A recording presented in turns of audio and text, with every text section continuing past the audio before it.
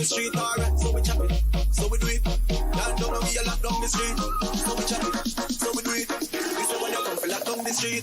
All I'm full of it, go play back again. And everybody say, yeah. All I'm full of it, go play back again. See them tackle up the big tune. All I'm full of it, go play back again. And everybody say, yeah. All I'm full of it, go play back again. See them tackle up the big tune. All I'm full of it, go play back again. And everybody say, yeah. All I'm full of it, go play back again. The big tune. All I'm full of it, go play back again. And everybody say, yeah. All I'm full of it, go play back again. See them tackle up the big tune.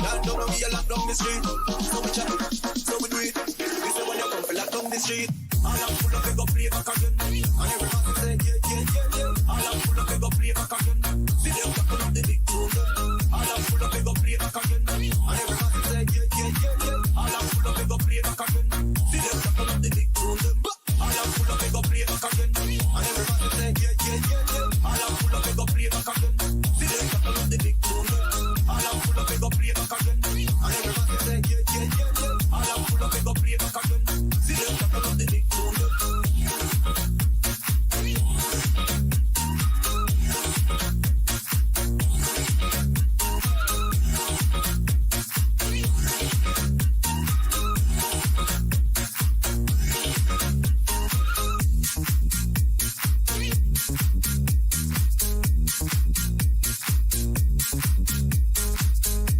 folks, we've reached our cruising altitude. We're going to go ahead and turn off the seatbelt sign right now. We ask that you remain seated. You keep those seatbelts fastened, just in case if we hit any unexpected rough air. We appreciate you watching us tonight at Swaba Operations channel. Go ahead and hit that subscribe button and check us out at virtualswa.com. As we get a little closer to the airport, we'll let you know on the weather conditions. Thank you.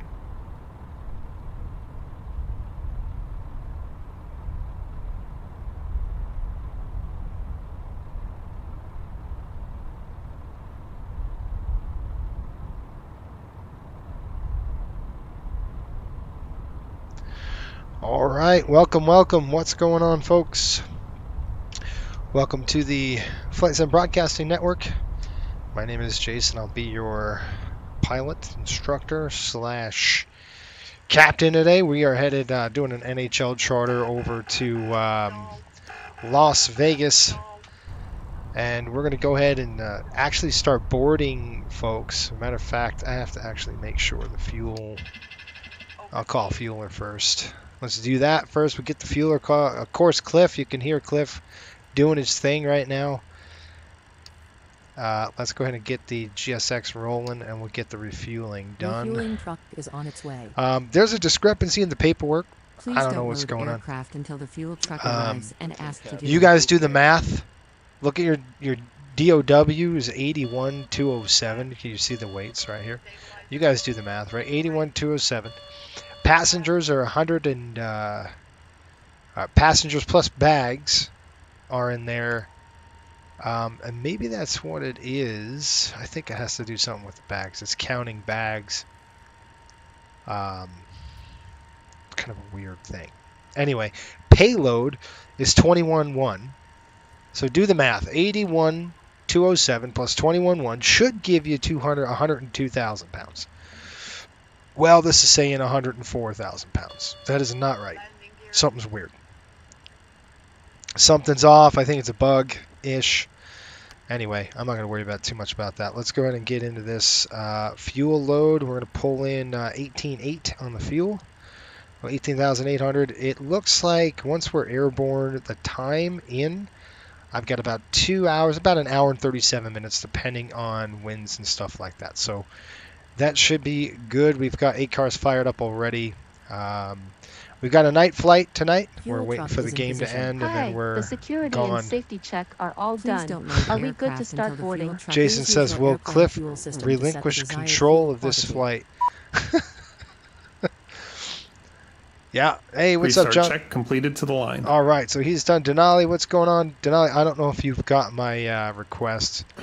You just sent your application in. If you could do the visual in the LaGuardia, the 3-1 expressway visual, that's kind of a prerequisite to get in there. So once you get that, you've probably already done it. I don't know, but I wonder if I could. You see, the zero fuel weight says on my paperwork, which is the correct zero fuel weight, it's 102.3. But this thing says 104, so something's a little jacked up. So we'll just do the 104. Play it by, just play the odds here and just go 104. Go a little heavier than normal. Reserve, we're going to be landing with about 8.4 on the fuel. So let's plan 6. It's going to be beautiful in Vegas tonight. It's just beautiful weather out there, so we shouldn't have any problems. A lot of wind. A storm moved out earlier in the week. Cruise wind, we're going to go up to 360 on the altitude, and max altitude 35.6. By the time we get up there, we're going to burn all that fuel, so there's no big deal.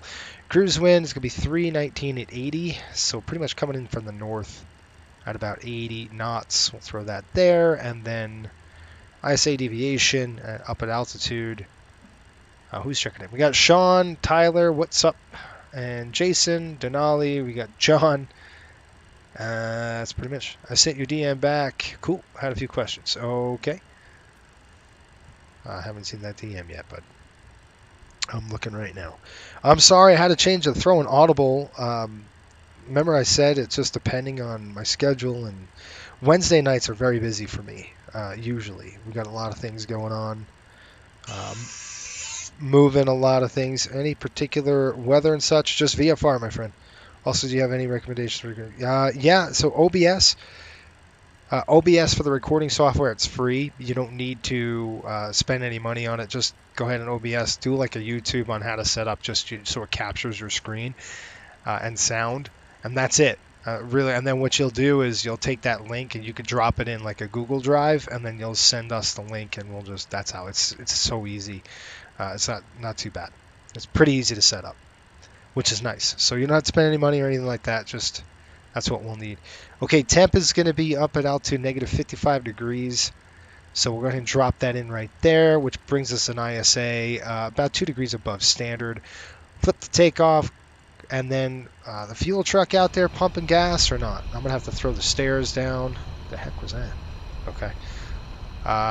There we go. We're getting fuel. Gas coming in. Let's go ahead and board them. So I'll call GSX again. I'll pull the stairs down, and I'm going to request boarding. Boarding requested. Yes, the boarding is requested. Let's go down here. Aircraft services will drop the stairs. And I hope I set this dumb thing up right on this stand that GSX should be loading only from the L1 door, which is the left one door. I do not want them coming in the back. And they should be... Do you want a board crew? No, I don't. Now there should be... I did open the cabin door anymore. There it is. I was going to say, we're using the profile Sean sent us, so hopefully that... Oh, they're going to drive right through it. Just knocked it all down. All right, that's cool. It's good to see the profiles out there. These passengers are going to come in. Well, I shouldn't say the passengers. The team's coming out and all that good stuff. So we're going to come over here and we'll continue. We are going to continue here. Let's get the performance data. We're going to run the performance data and get that going. So airport is Denver. I already got the weather. I did a lot of stuff already before I even started just because I had a little bit of time and I wanted to get stuff done. Winds are calm in Denver right now, 000/00. Looks like runway 8 for us on the departure. Outside air temperature is pushing, I think it's like 2 degrees. Blah, blah, blah. Where are you? Departure. By the way, we had a lot of delays earlier because the FAA's NOTAMs went down. Can you believe it? I can. The whole thing went down on us. So that's a lot of fun. So we're going to go runway 8 for departure, and then we'll just have to do a flip. Kind of do a UE out of here. And, oh, shoot, I passed it. I did it again. Son of a gun. Okay, 26, 25, 17, 16. There we go. Okay, flaps will say optimum. We're going to come in at 3013. 30.13. About these NHL charters, you're flying the dark side of the moon a lot. They're playing hockey tomorrow, I think. So we got to get them there. I think it's back to back. I don't know if there's a... Yeah. Got it. We'll do the coming days. Yeah, man, no problem. We can have Cliff take off on this one. I don't know. It's at night, so I've been hesitant to have him depart. I got a takeoff weight, according to my paperwork, 120, but according to the load sheet here, 122. So it's a 2,000 pound differential, and I don't know where that 2,000 pound is coming from. So it's really weird. I don't know why. I do not know why. All right. Cell temp 39 degrees. Flaps 4.5. Wow, that's a low flap setting for this airport. So we'll take off the flap at 4.5, and then we're trimmed. The cell temp, I'm going to just do 30 on this and just give ourselves a little bit of cushion. Yes, it's plenty of runway, but this is Denver, so the density altitude is much higher than anything else. It's a 12,000 footer, but still, we're pretty light, folks. I'm not worried about performance out of here at this airport at all. Not with these numbers. 134, 140. Now, if it's a passenger flight, that'd be different. We might have a lot more passengers in here, but we only got 60, and the fuel load is pretty light. Our V-slat's going to be 183, and that is all she wrote. Trim. What was that trim? Trim's going to be 16.4, I believe the trim was. Let's go to look at weight and balance again. You can see that right there. Zero fuel weight's 12.3, 16.4. We're pretty good. We're pretty much AF. I like to see that. 16.4 on the trim. Let's go ahead and do that now. So I'm going to set up zero fuel weight at 104. just come right up here, and I'm just going to set our 0 fuel. I'm just going to dial this all the way up to 104,000 pounds, and this way it kind of calculates. It's a rudimentary calculator here on how that worked. Good old McDonnell Douglas. Okay, 104. You can see how much gas we have on. We've got a GPU hooked up to the aircraft. I don't want to burn the APU right now because that just costs money. And why do that when we're board in the team? It's beautiful outside. It's nice and chilly, so the cabin's not going to be too cold. And these are hockey players, so right. 134, 140, 134, 140, and then the last set is going to be 149. There we go. Pops, what's going on? Hey, John, how are you? John's checking as well. VRF Simmer. Let's go ahead and take a look. All right, see what they're doing now? They're boarding the... Oh, look at this stupid thing. What is this crap? Why are they lining up? Again, it's not going to be right, because, you know, why do they do this? I don't understand. I tested this. All these passengers are coming in. I don't know what these people are doing. It doesn't make sense. So I think GSX has gone loopy. I really, really do. They've gone loopy, folks. A little bit. Cliff is done with his stuff. We're doing ours. Almost done with it. All right, we're set there. Let's go ahead and do our flap setting and everything. Dial a flap. All right, trim 16.4. So we're going to throw in our CG. That's 16.4. 16.4. Get up there. 16.4-ish. We're going to flap at 4.5. 4.5 on the flap. Nice and low. Again, it probably has to do with center of gravity issues. I mean, you know, density, that kind of stuff. Where is it? 4.5 on the flap. You can see that right there. Our long trim is in between 5 and 6, so we'll call it 5.5 on the long trim. We'll stop that. We'll go yoke. Good, that's all set. Set this down here. We're going to go 4.5 on the dial of flap. 3, 4, 4.5. Right there. That's checked. 2200. I'm going to plug in there. That's on standby. He's already tested that, so we're good. Those are open. All right, folks, we're good to go. Okay, let's go through here. I'll plug up this, and let's go ahead and check the... Hopefully you can see it. I don't know if you can see everything. All right, let me push that camera back just a little bit. It's a little too far away. Or too close, I should say. I want you to be able to see the yoke and the throttle quad. There we go. Jeffrey B, is this still pre-flight? Yeah, we're almost done. We're actually just getting loaded right now. We're almost out of here. So we'll be pushing... We'll be firing up in a minute. I don't know what these passengers are doing. I have no idea what GSX is doing. I don't know what's going on. They're dumb. Like, that's... Oh, but it's not my fault. It's not their fault. It's probably my fault. Just a little poking the bear a little bit. Have you ever read their forums? If you read their forum, you know what I'm talking about. I'm kidding. I'm kidding. It's a joke. Okay. We're going to climb up to an altitude of 10,000 feet. By the way, if you're new to the channel, you want to know what we're about, we want to try to do it right, learn something, have fun. That's what this is all about here. I'm going to go ahead and throw this takeoff toga, and you're going to see this takeoff. That's what we want to see. That's good to go. I'm going to throw the art switch to on. We're going to go to takeoff flex, and we will drive the numbers down to 30. So I don't know if it's going to go below. Yeah, okay, right there in 30. That's it. Perfect. That just helps us almost a full power takeoff, really. With the EPR, what was the EPR set?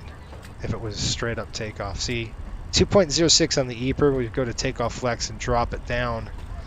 You know, down to 30, you can see it 2.02. So not much on the reduction, which is fine. I like a little more power, especially out of Denver. So that's kind of why I'm doing that. Everything else is good on the panel here, and now we're just waiting. Let's go ahead and brief everyone. We did get catering on before. You didn't see it, but catering is here. Because they're already on the aircraft. So 92.50. I'm just going to write our fuel down. 92.50. And then center tank 250 pounds. So we'll just burn the APU off that center tank right now as I'm thinking about it. We'll kind of drop that in. And I'll throw the center tank pumps on just so Cliff knows what I'm trying to do. How was the cruise stay? It was good, John. It was great hospitality, my friend. Good stuff. In terms of Denver's center's not on, so we're in uncontrolled airport right now. We will go ahead and plug in 122.8. And we'll get that going right there. 122.8. Flip that, and actually, I'm going to change my lighting to a dark mode. Or my Navigraph charts. We'll go ahead and hide that. Okay, ready for the brief. Let's do this. I'm going to go ahead and get him going. We'll do our checklist below the line, and then we can start everything else. How's that? So let's do our pre-departure check, and then we'll roll. Got it. Pre-start check below the line. It's not going to work.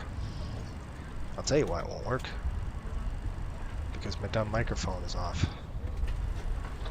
Oh, let's try that now. I'm going to have to restart, disconnect.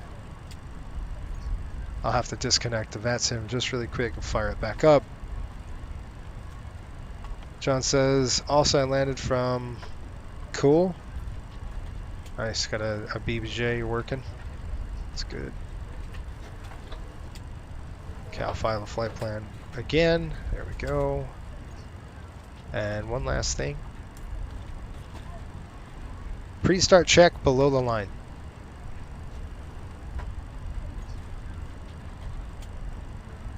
Check. Nothing. See, it's not sensing anything because... Denver traffic southwest 1988 on a 5-mile final for runway 35 right. Denver traffic. Don't you love that? Okay, I'm going to click my microphone. Just want to check something really quick on the mic. The best thing I can do is get rid of this. I'm going to have to restart Cliff. We'll get Cliff restarted. Is it updating the passenger count today on the EFB? You know, it's a good question. It's probably going to be stuck at like 29 like it's always stuck at.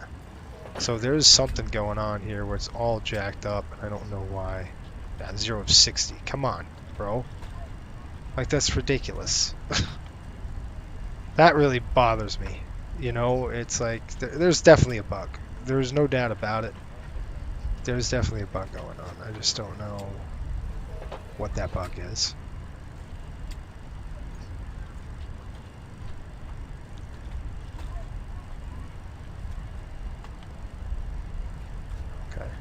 Check. Pre-start check below the line. Covers and pins. Removed. Aircraft log and documents. Checked on board. Altimeters. Set and checked. Fuel, oil, hydraulic quantities. Set and checked. 0 fuel weight. Set. TRP. 30 takeoff flex. Stabilizer. Set. 4.5 set. 4.5 set. Flaps takeoff selector. Stowed. Speed bugs. Set. Pre-start check below the line completed. Are you ready for the departure briefing? Go ahead. Alright, so we're out of Denver, folks. I'll go ahead and pull that up.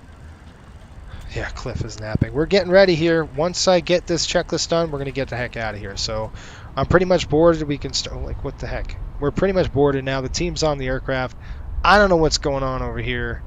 GXX is stupid. So let's go ahead and start the APU. We'll start the APU up, and then we'll get this show on the road.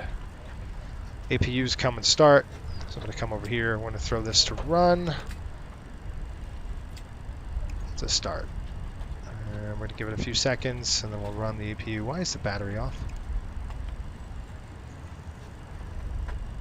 Cliff should have caught that. You know, the common theme is I blame everything on Cliff, which I should. All right, Cliff, why is the APU not running, bud? What are you doing? Okay. Let's throw that off for a minute. Give it a second.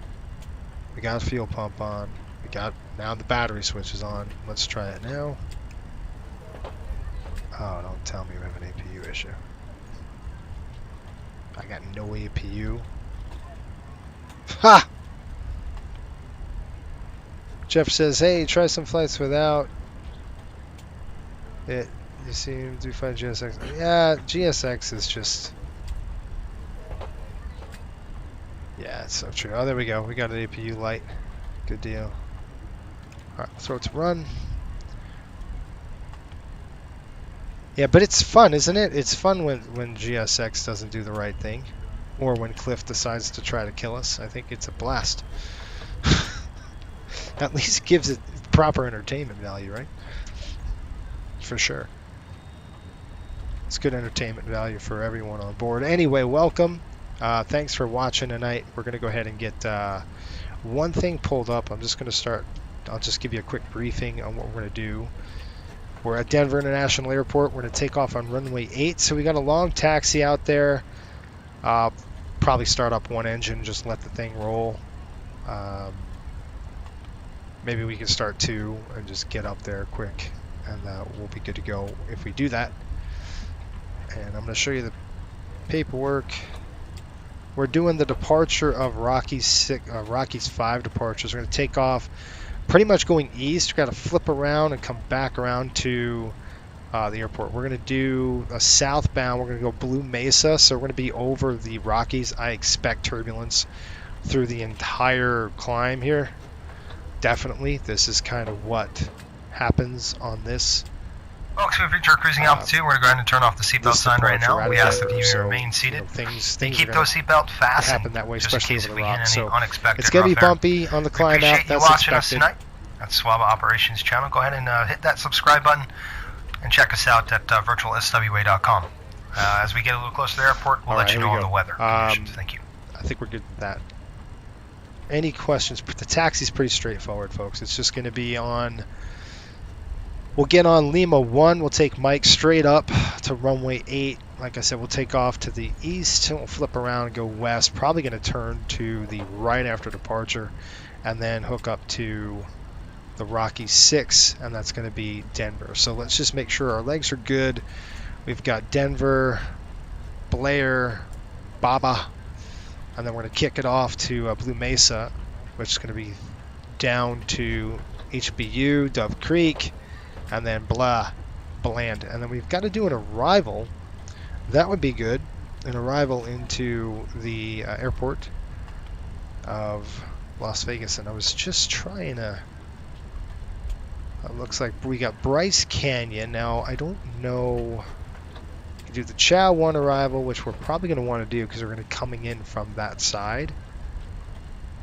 We'll probably go to Chow 1. We've got... There's just a couple things I'm looking for. Making sure that we're going to be entering in from the right side.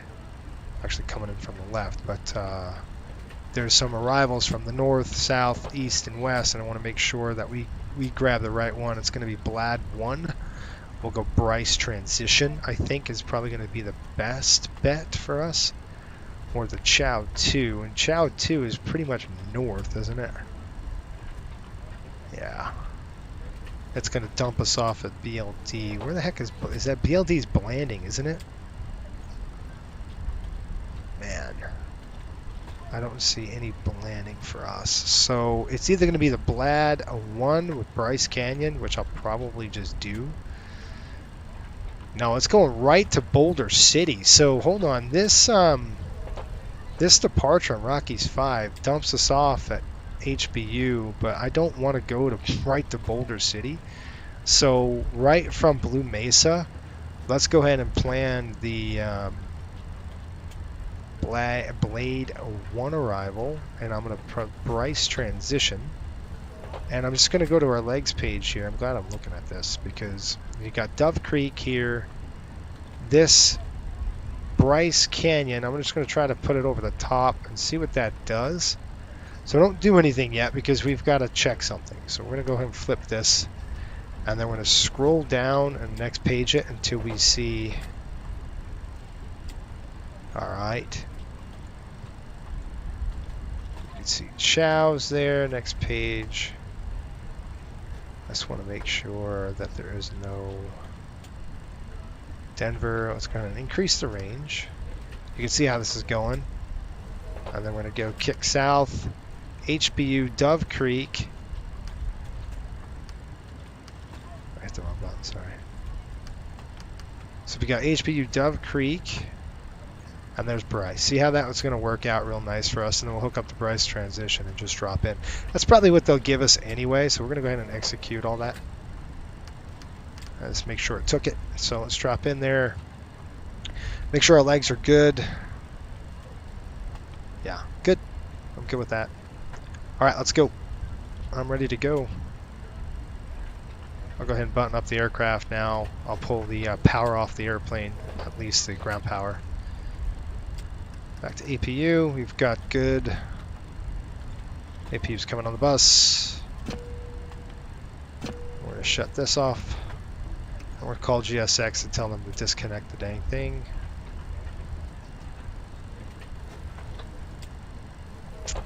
Alright. Additional services, we'll have to go ahead and dismiss the GPU.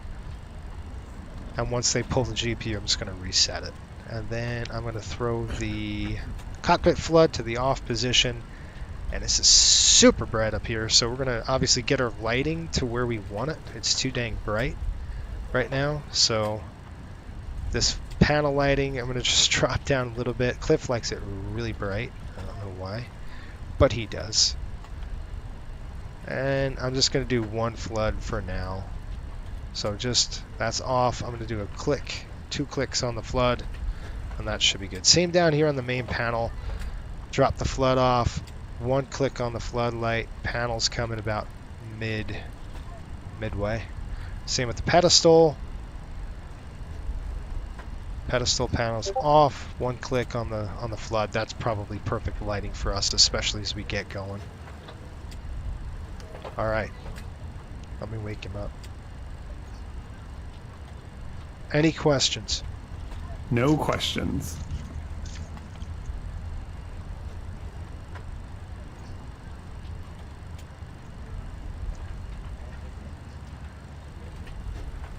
All right. So let's see what GSX is doing. Let's go ahead and close all of our doors. I'm going to go ahead and reset GSX now. Looks like we're good. We're going to go ahead and fire them up and get out of here. I'm going to go ahead and just click restart. That's going to just get everything out. Good to go. Let's try to shut our doors. Pump coming on. Doors are going to come closed. I do not know why this PAX thing is 0 to 60. It doesn't make any sense to me whatsoever. Ladies and gentlemen, it is my pleasure to Okay. Federal regulations require that I'm good with this. I'm going to turn that off. items must be placed completely under Shut the pumps off.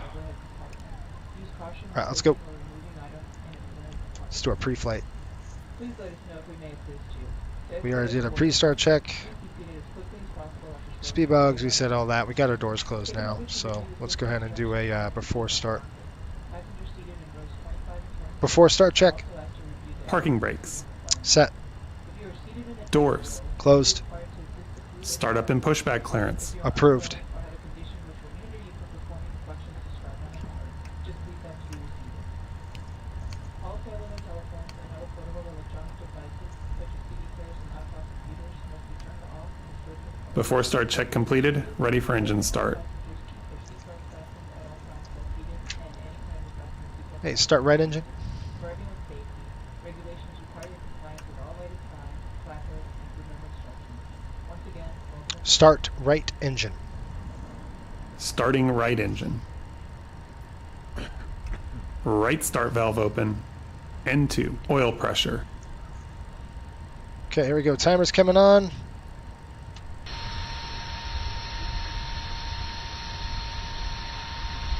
That dump N1. truck. At least the door's closed. Fuel on. Fuel's coming on the right side. Fuel on. Timer on. There's the light. Fuel flow, EGT. Right start valve closed.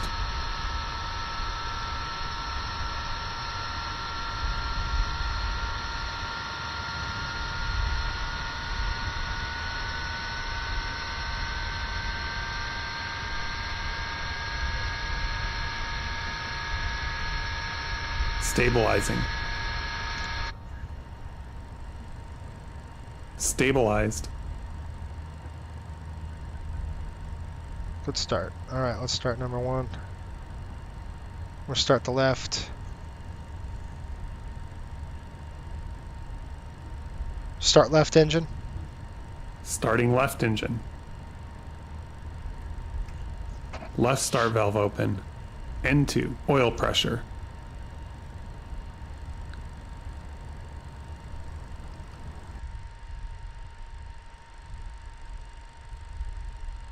N1.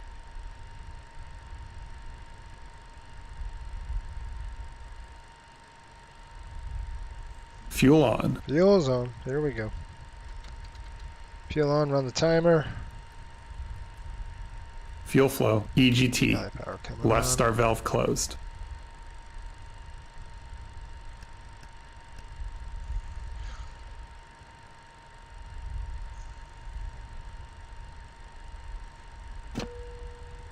Alright, we're on the bus. Stabilizing. Once again, Stabilized. ladies and gentlemen, welcome on board our flight today. This is the lead flight attendant speaking. Please direct your attention to the cabin crew for important safety information. There is an instruction card in your seat pocket that illustrates the Okay, 2 good lights on the aircraft, which is good. I'm going to go ahead and throw the galley power on position. as well as all crew Is instructions, lighted information signs, and posters. let's go ahead and shut off. Passengers fasten your seatbelt by inserting the metal tip into the buckle. I'm going to go ahead and shut off the APU now. So what we're going to do is shut the APU down. We're on the bus right here. You can see on both we've got good bus. So we're going to go ahead and throw the APU to the off position. Air is off, and then we're going to go ahead and throw these both to auto. Get some air back into the cabin. That's what that's doing. And we're ready to go. I'm going to have to turn this up. In an emergency, lights will illuminate the aisle. The cabin is pressurized. If there is a loss of cabin pressure, a panel will open and oxygen mask will appear. Yes. Remain seated with your seatbelt fastened and pull a mask towards you to start the flow of oxygen. Oxygen will be flowing to the mask even though the bag may not inflate. Alright, let's do a Nose and mouth with the after mask. start check here. Place the elastic band around your After neck start and check. by pulling on the end. Ignition. Off. Secure your own mask Electrical loads. Checked. Air conditioning supply. Auto. and the flotation. Galley power. On. Pull up and Ice protection panel. Off. upon exiting the aircraft, Pneumatic crossfeed valve levers. place your arms around Open. the cushion Closed. and hold onto the strap located on the back. Closed. The non-smoking flight. Flight controls. Smoking is not permitted in the cabin or laboratory. Flight controls check completed. Turned off. Hydraulic pumps and Flight pressure. buttons are located above your seat. Checked. High For and your on. attention. Checked. Annunciator panel. Checked. Ground equipment. Removed. All clear signal. Received. Flaps, slats. Set. After start check completed. Okay, we are cleared on the left. Cleared on the left. We are cleared on the left. We are clear on the right.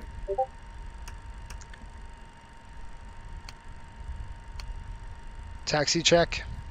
Fuel heat. Off. Flaps and slats. Set.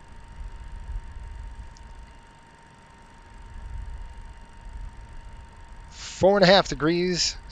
Takeoff. Set and checked. Beeper bugs and TRP. Set and checked. Takeoff speeds. No changes. Takeoff briefing. Performed.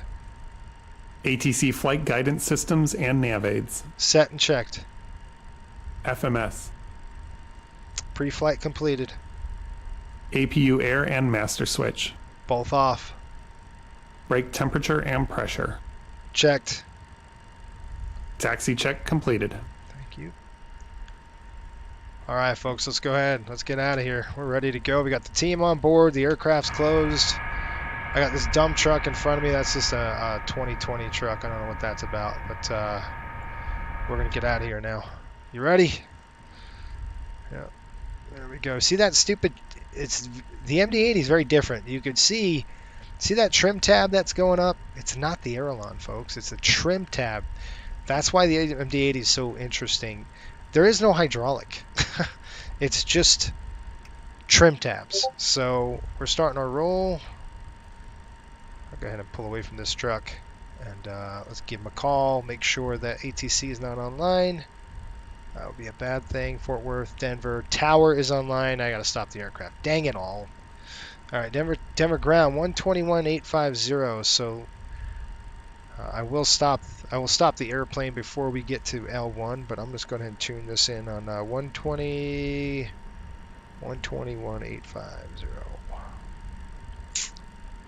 121.850. That's why you always want to look before you go into any active.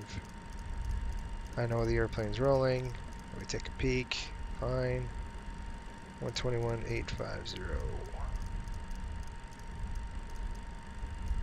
I'm gonna have to stop the airplane. I gotta get a dumb clearance. 121.850. All right. You gotta love it. All right, let's stop right here. Put the brake on. Go ahead and lock it again. Park brakes on. Now we're wasting fuel, which I love. You guys know that. 121.850. I am on ground. Let's give him a call. Denver ground, Riptide 5800 at signature, looking for clearance overdue Vegas.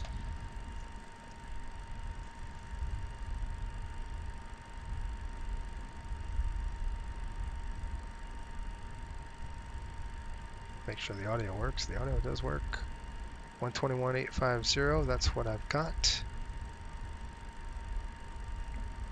Try it again. Let me try them one more time. Coastal 5800, Denver ground. Clearance and request standby. Okay, he's not gonna like the depart. He's not gonna like the arrival. So we're gonna. I know we're gonna have to change the arrival up.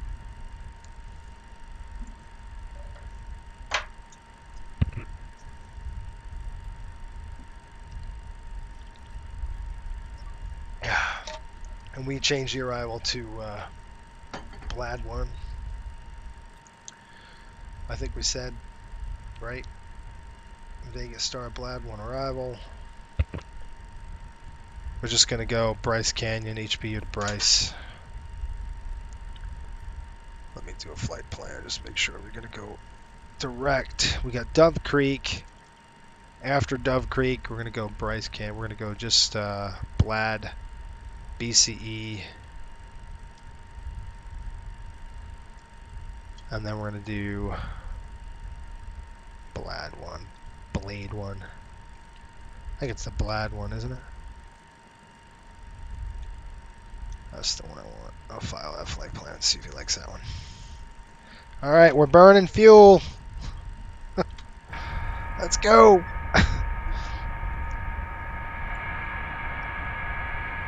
Look at that. We ate that truck. Airplane's not going anywhere. Oh, come on, bro. It's hard when you know all that is money coming out of the back of the engines. That's all. It's hard. 5800, clearance available with amendment. Advise ready to copy. Yeah, we're ready to copy.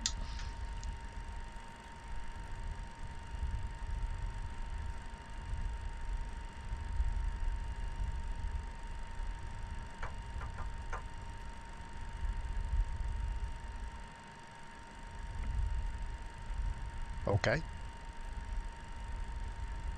And we are ready to copy for Riptide 5800. Riptide 5800, standby, please.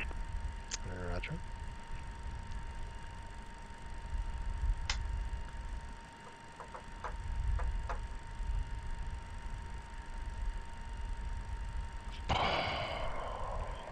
Denver ground Air China 988, stand Alpha 28, request pushback and engine start. Air China 988, pushback approved, push straight back to the first line, advise ready for taxi. Pushback to the first line, Air China 988. Riptide 5800, sorry for the delay.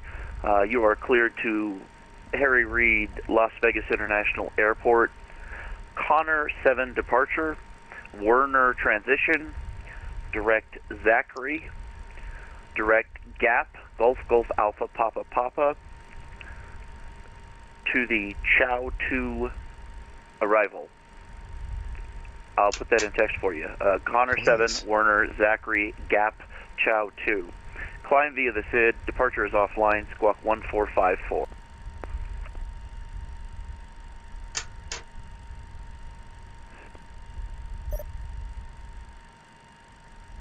Okay, we got the Connor 7, Werner, Zachary, Gap, Chow 2, 1454 in the box for Riptide 5800. Riptide 5800, read back correct, expect runway 35 left, advise ready for pushback if necessary or taxi if not. Alright, we'll call you when ready for taxi, Riptide 5800. Okay, so the whole entire plan is jacked up. Alright, so 1454, we're going to go ahead and make Southwest this really fast. Finish push off Charlie 33 for the taxi. 1454. Southwest 2884, runway 25. Okay, that's taxi on via there. Charlie November, Everything is blown up, so we're going to do Charlie this November all golf over down to again. 25 for Southwest 2884. Alright, we're going to go with legs. And I'm going to go route, and I'm just going to completely delete this entire thing. So how we're going to, it's just so much easier to do this way. We're just telling the aircraft computers, just delete it. Delete all of it, because it's all jacked up. So we're going to go ahead, because what you don't want to do is start throwing amendments in it, and you get discontinuities. It's a nightmare. So let's just do it this way. We're going to nice and clean. Departure. We're going to go into the Connor 7, he said, and the Werner transition. We're going to go runway 35. That was nice. 35 left. It's going to be a very quick taxi for us now. 35 left. We're going to go Werner transition to Zachary. So you take a route and you take a look at your legs page, and you can see we're going to come over there. Werner is done, and then we're going to go into the route page. I'll show you what we'll do. Werner to Zachary, and that's going to be Z-A-K-R-Y. So Z-A-K-R-Y. And I'll show you why this was all screwed up. Screwed up because that's what we've got. We're going to go Werner to Zachary. One to Werner and Zachary. We're going to go Gap to Chow 2. Don't put the Gap transition in there yet. We're going to go departure. We're going to go arrival. Oops, wrong one. We're going to go to the arrival on Vegas. We're going to go to the Chow 2, and we're going to go Zachary with the Gap transition right there, and that's it. Route, execute, activate, done. Now we're going to go ahead through here. You can see legs page coming through.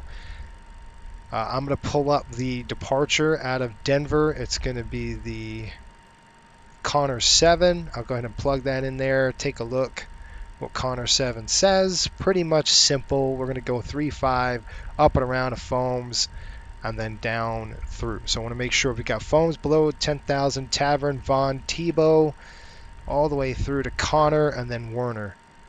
Tebow, Connor, Werner, Zachary, then Gap. See how this is a discontinuity there? So we're going to link that up. Now we're done. We're ready to go, folks. Any questions? Just a runway change.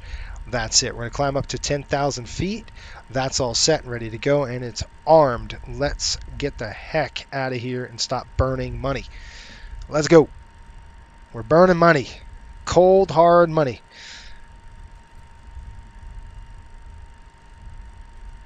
Yeah. Okay, brakes are off. Here we go. We're going to go ahead and taxi on Lima 1. Straight up. All right, let's push this thing up. Let's go. Come on, airplane. Good deal.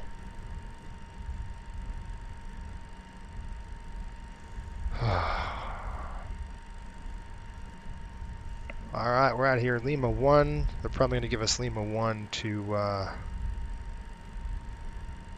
I'll give him a call right before we taxi on this active taxi right here. Just trying to look to see where the heck Lima 1 is, and we're going right for it.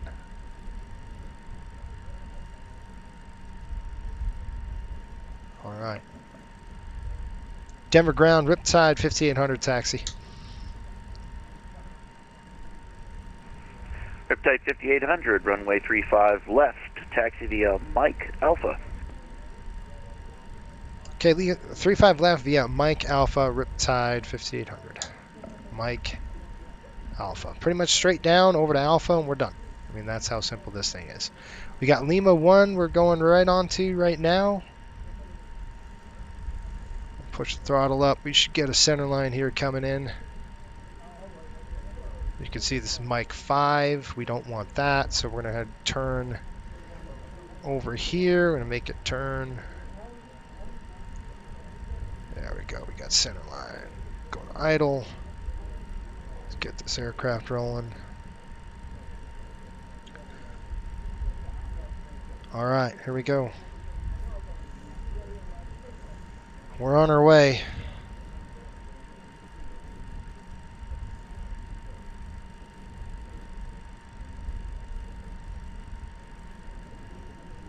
Shoot, I missed my turn. Yeah, I missed the turn. We're coming back around. We gotta spin this thing around. Hang on just a minute. Thought I was on taxiway. We weren't. We missed our turn. It's alright. Better to be safe than sorry, right?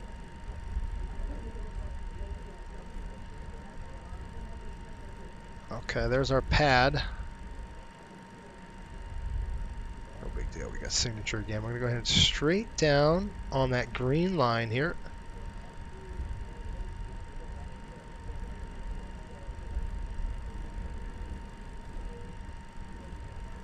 There's our blue line.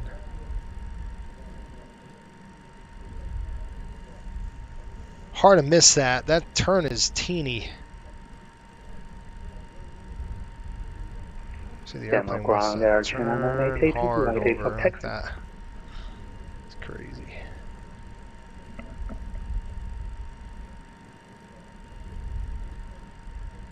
Okay. Okay, airplane. Turn on me. There we go. See that? That's why we missed that turn right there.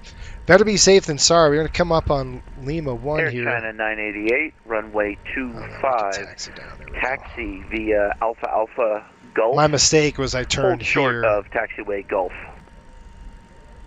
We're good. Runway 25, taxi via Alpha Golf, hold short Golf, Air China 988.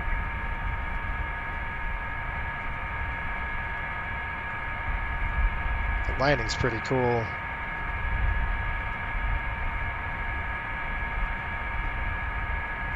we go. I'm going to flip this around. Welcome to the MD-80 turn radius. There we go. We'll go straight. All right, back in the flight deck. Let's go. Pushing the throttles up. And we're going to taxi like we stole it because I want to get the heck out of here. Okay, that's good right there. Let it roll. Got to keep it under 30 knots, so that's the big deal. Okay, while he's doing that, I'm going to call up and do a lineup check right now. Cabin crew, be seated for takeoff.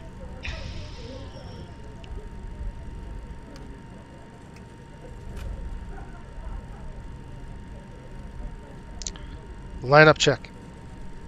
Cabin. Secured. Windows. Left side closed. Right side closed. Annunciator panel. Checked. Ignition. Set to alpha. Air conditioning supply.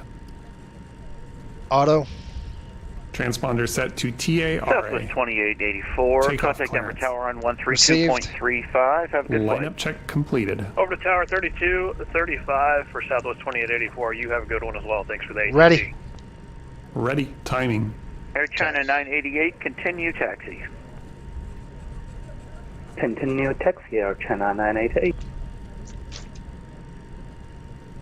Okay, we got Mike 2 coming up. Once we're at Mike 2, we're going to stop. He's going to go ahead and give us a tower, and then we'll go ahead and change frequencies.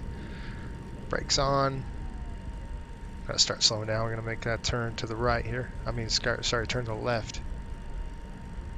Right. Riptide 5800, contact Denver Tower on 132.35. Have a good flight. Okay, over to tower. Thanks for the services. We'll see you later, Riptide 5800.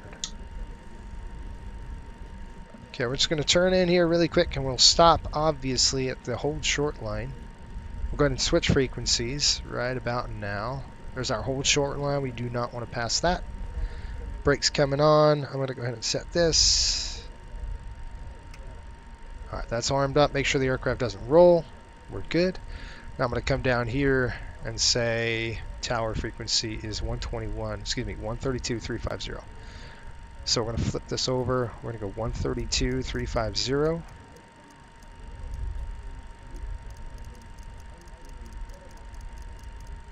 Come on, 350.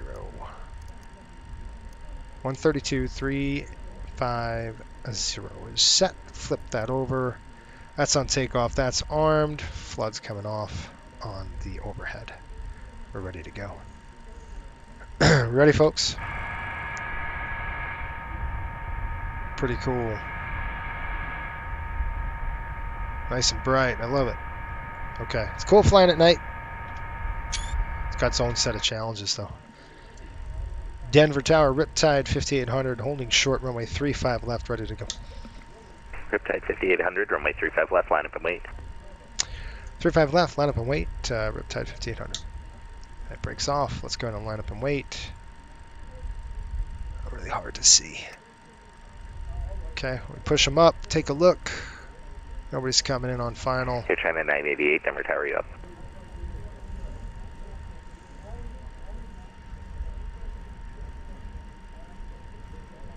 Okay, we're gonna go to we're gonna climb to 5934, and then we'll turn in. Whoop.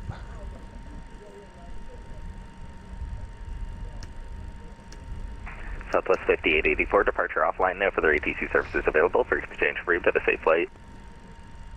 Over to Yukon, have a good one. Southwest 2884, thanks. Okay, we got 35 left on the pavement. In the box. With the Riptide rocks. 5800, the wind 220 at 4. RNAV, foams, runway 35 left, for takeoff. Ready for departure. Riptide 5800, the wind 220 at 4. RNAV, foams, runway 35 left, clear for takeoff. Okay, RNAV foam, 35 left, clear for takeoff, Riptide 5800. Okay, let's bring him up. Air China 988, so that was not for you. Hold, or correction, runway 25, you can line up and wait. You are not cleared to take off. Break, Riptide 5800. Just confirm runway 35 left, clear for takeoff, RNAV foam. 35 left, clear for takeoff, RNAV foam, Riptide 5800, we're on the roll. Thank you. Okay, here we go. And Toga. Takeoff thrust set. Got the airplane. Okay, thrust is set. Clamp on. 80 knots, cross check. Cross check, looking good.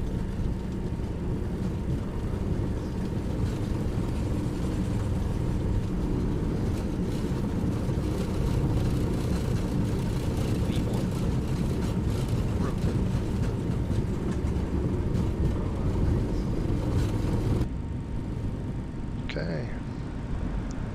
Pause the rate here. Gear up.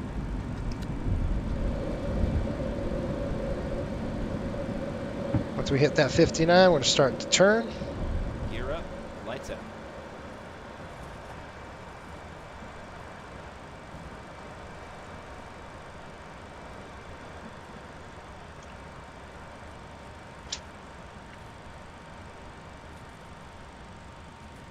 Arm navigation. Navigation is armed.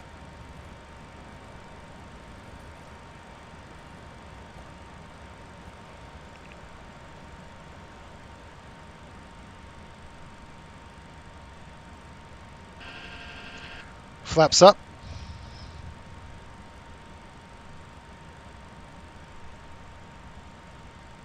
Select climb power. Riptide 5800 departure offline. No further ATC services available. For exchange of route. Have a safe flight. Hey, thanks for your services. We'll see you, Riptide 5800. Alright, let's get Cliff going here. Cliff is not doing what I want him to do. He's being an idiot.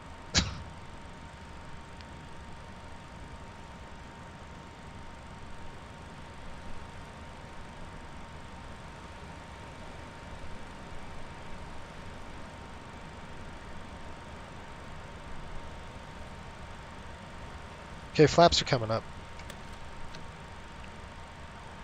Flap 0.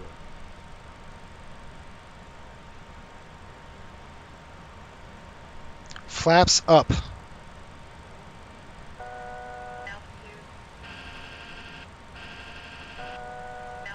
I got the slats. Slats up. Set. Air China 988, I'm just waiting for your departure gate to clear. It'll be another 30 seconds. Climb check. Roger, sir. Air China 988. Trying to trim, folks. Hang on. Climb check. Alright, forget it. I got the airplane. This guy's a clown. Okay, we're going to turn in there. We've got climb power set. We're going to go ahead and flip. I'll get him all squared away once we get the airplane trimmed to where I like it.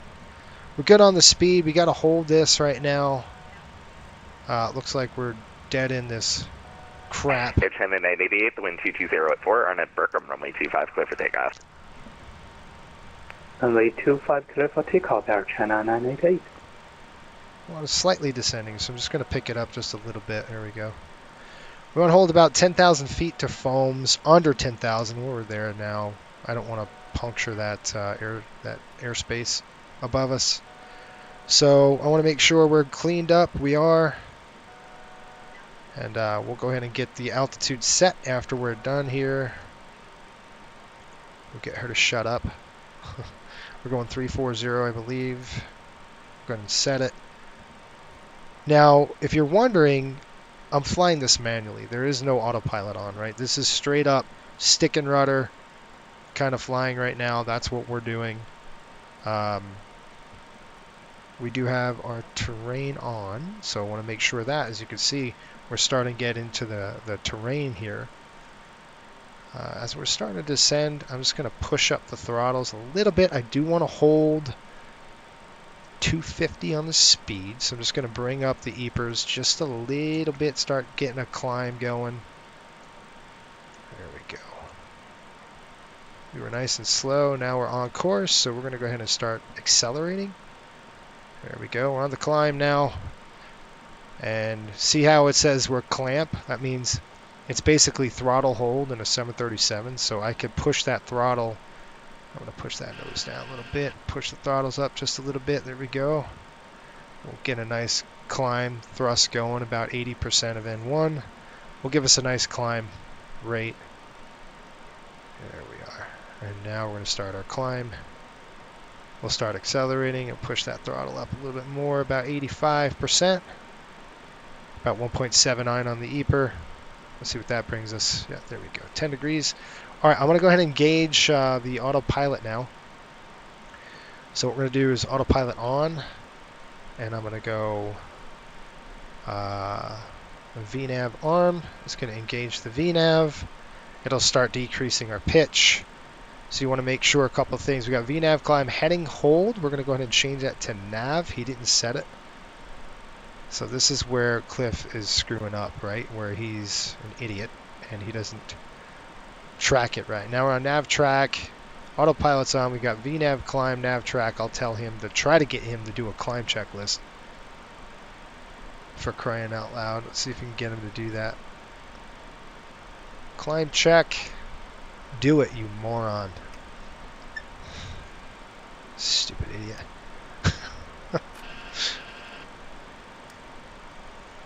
See what I mean? It's Cliff.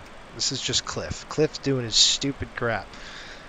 The airplane's going to speed up to about 300 knots, and then we're going to really start the climb. We need to be above 12,000 feet. We're out of the clouds, so no worries there. We are approaching the mountains. You can't see them, but they're ahead of us. And they are nasty. They're about 14,000 feet. So we got to make sure we're cleared Tavern above 12,000 and Vaughn at above 14,000. So the airplane now hit the speed, and now we're going to start really climbing. There we go. The climb's set. Speed is set. Come down here. I'll do our checklist. We've got flaps and slats are up. All right, that is now set. I'm going to come down here and make sure that is off. And we'll come upstairs and make sure that the engine sync is on. It sure is. We're looking good. And now it's stable. Good stable aircraft. See how I said there's 13,000 over Tavern. We want to keep going up high, folks, because this is the Rockies. You can't see it. I don't know if you could see those lights. Can you see these lights ahead? That's mountains, folks. That's you can see that's at our altitude, just slightly below. And that's why it's very imperative when you're flying over the Rockies that you know exactly where the terrain is. 14.7 is this right now over the mountains here. And we got 16.6 in the next haul. So, you know, we visually can see the Rockies straight ahead. You can't really see them at night, but we're getting into it. So it's important that you exactly know what your aircraft is doing at all times. Plus we have this is the terrain feature. That's why I say in the box with the rocks. This is the rocks. This is our mountains. If it's red, we got a problem. That's not radar. A lot of you know that, but some of you might not know that that's not what that is. Okay, here we go. Maxwell, let's get to your comments here. When you use a nose tiller, do you take your foot off the rudder panel? Yeah. Yep. So when I use the tiller, I have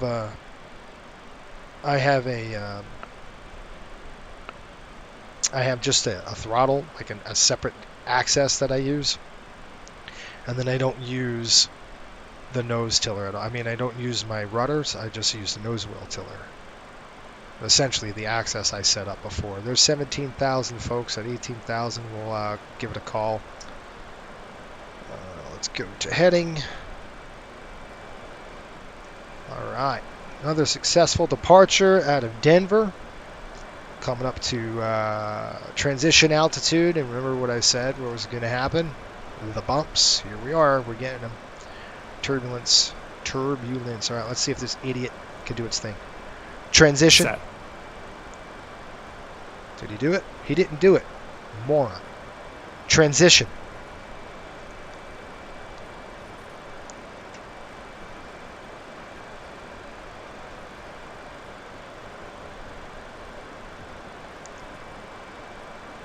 All right, I'll do it. So 2992 on the barometer here, the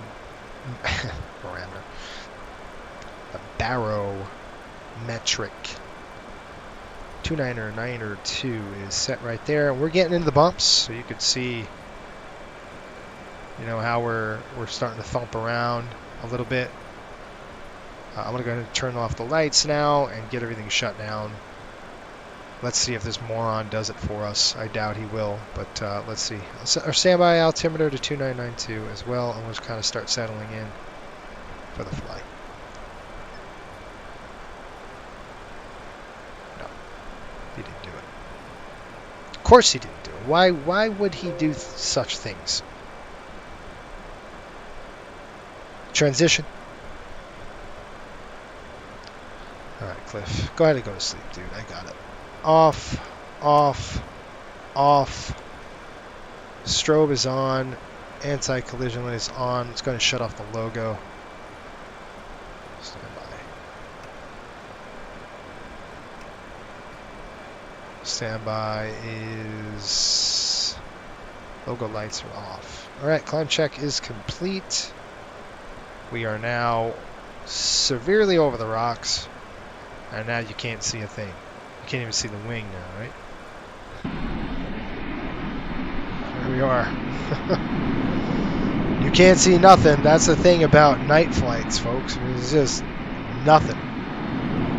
You know there's mountains out there, and you know they're big. But you can't see them. So that's why it's imperative to have really good, essentially, really good technology inside the aircraft, so you can actually see with our, our TCAS, not our TCAS, but our GPWS working terrain feature on the ND display panel here. That's really nice to have that. So cool stuff.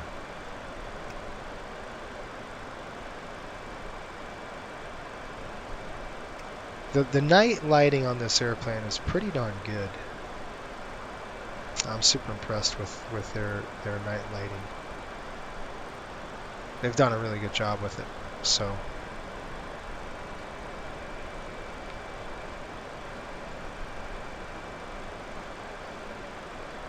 just going to turn down a little bit on that, and then just a little bit on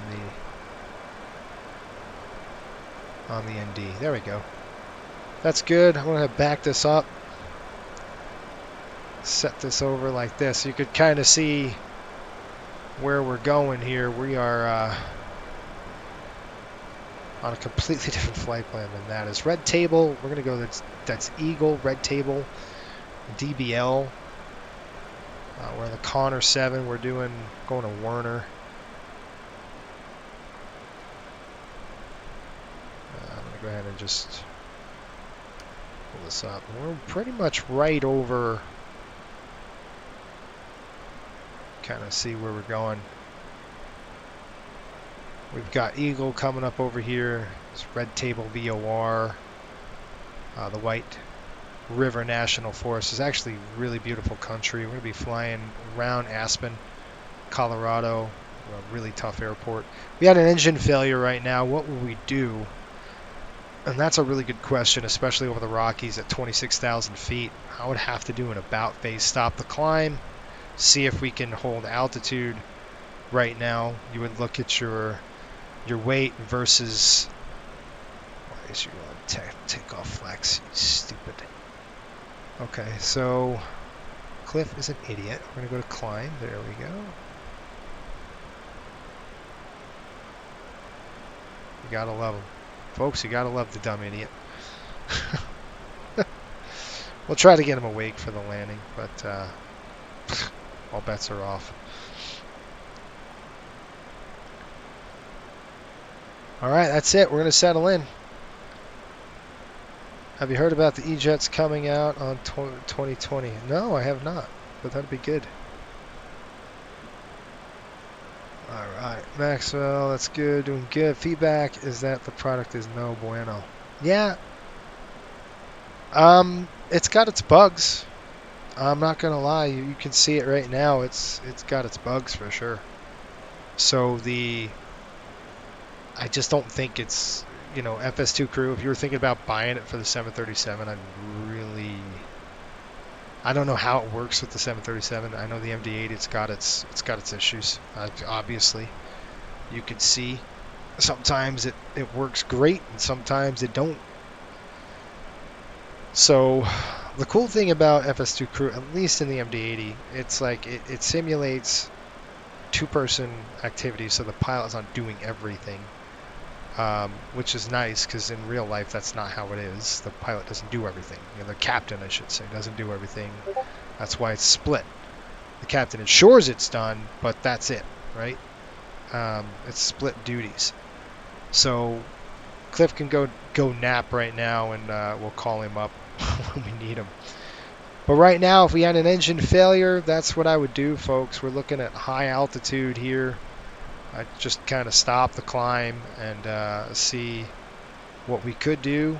We better know where you are. We're at red table right now, 113.0, so I'm going to go ahead and chime that in there. And you can see there's about 29 nautical miles away from red table, pretty much straight at it.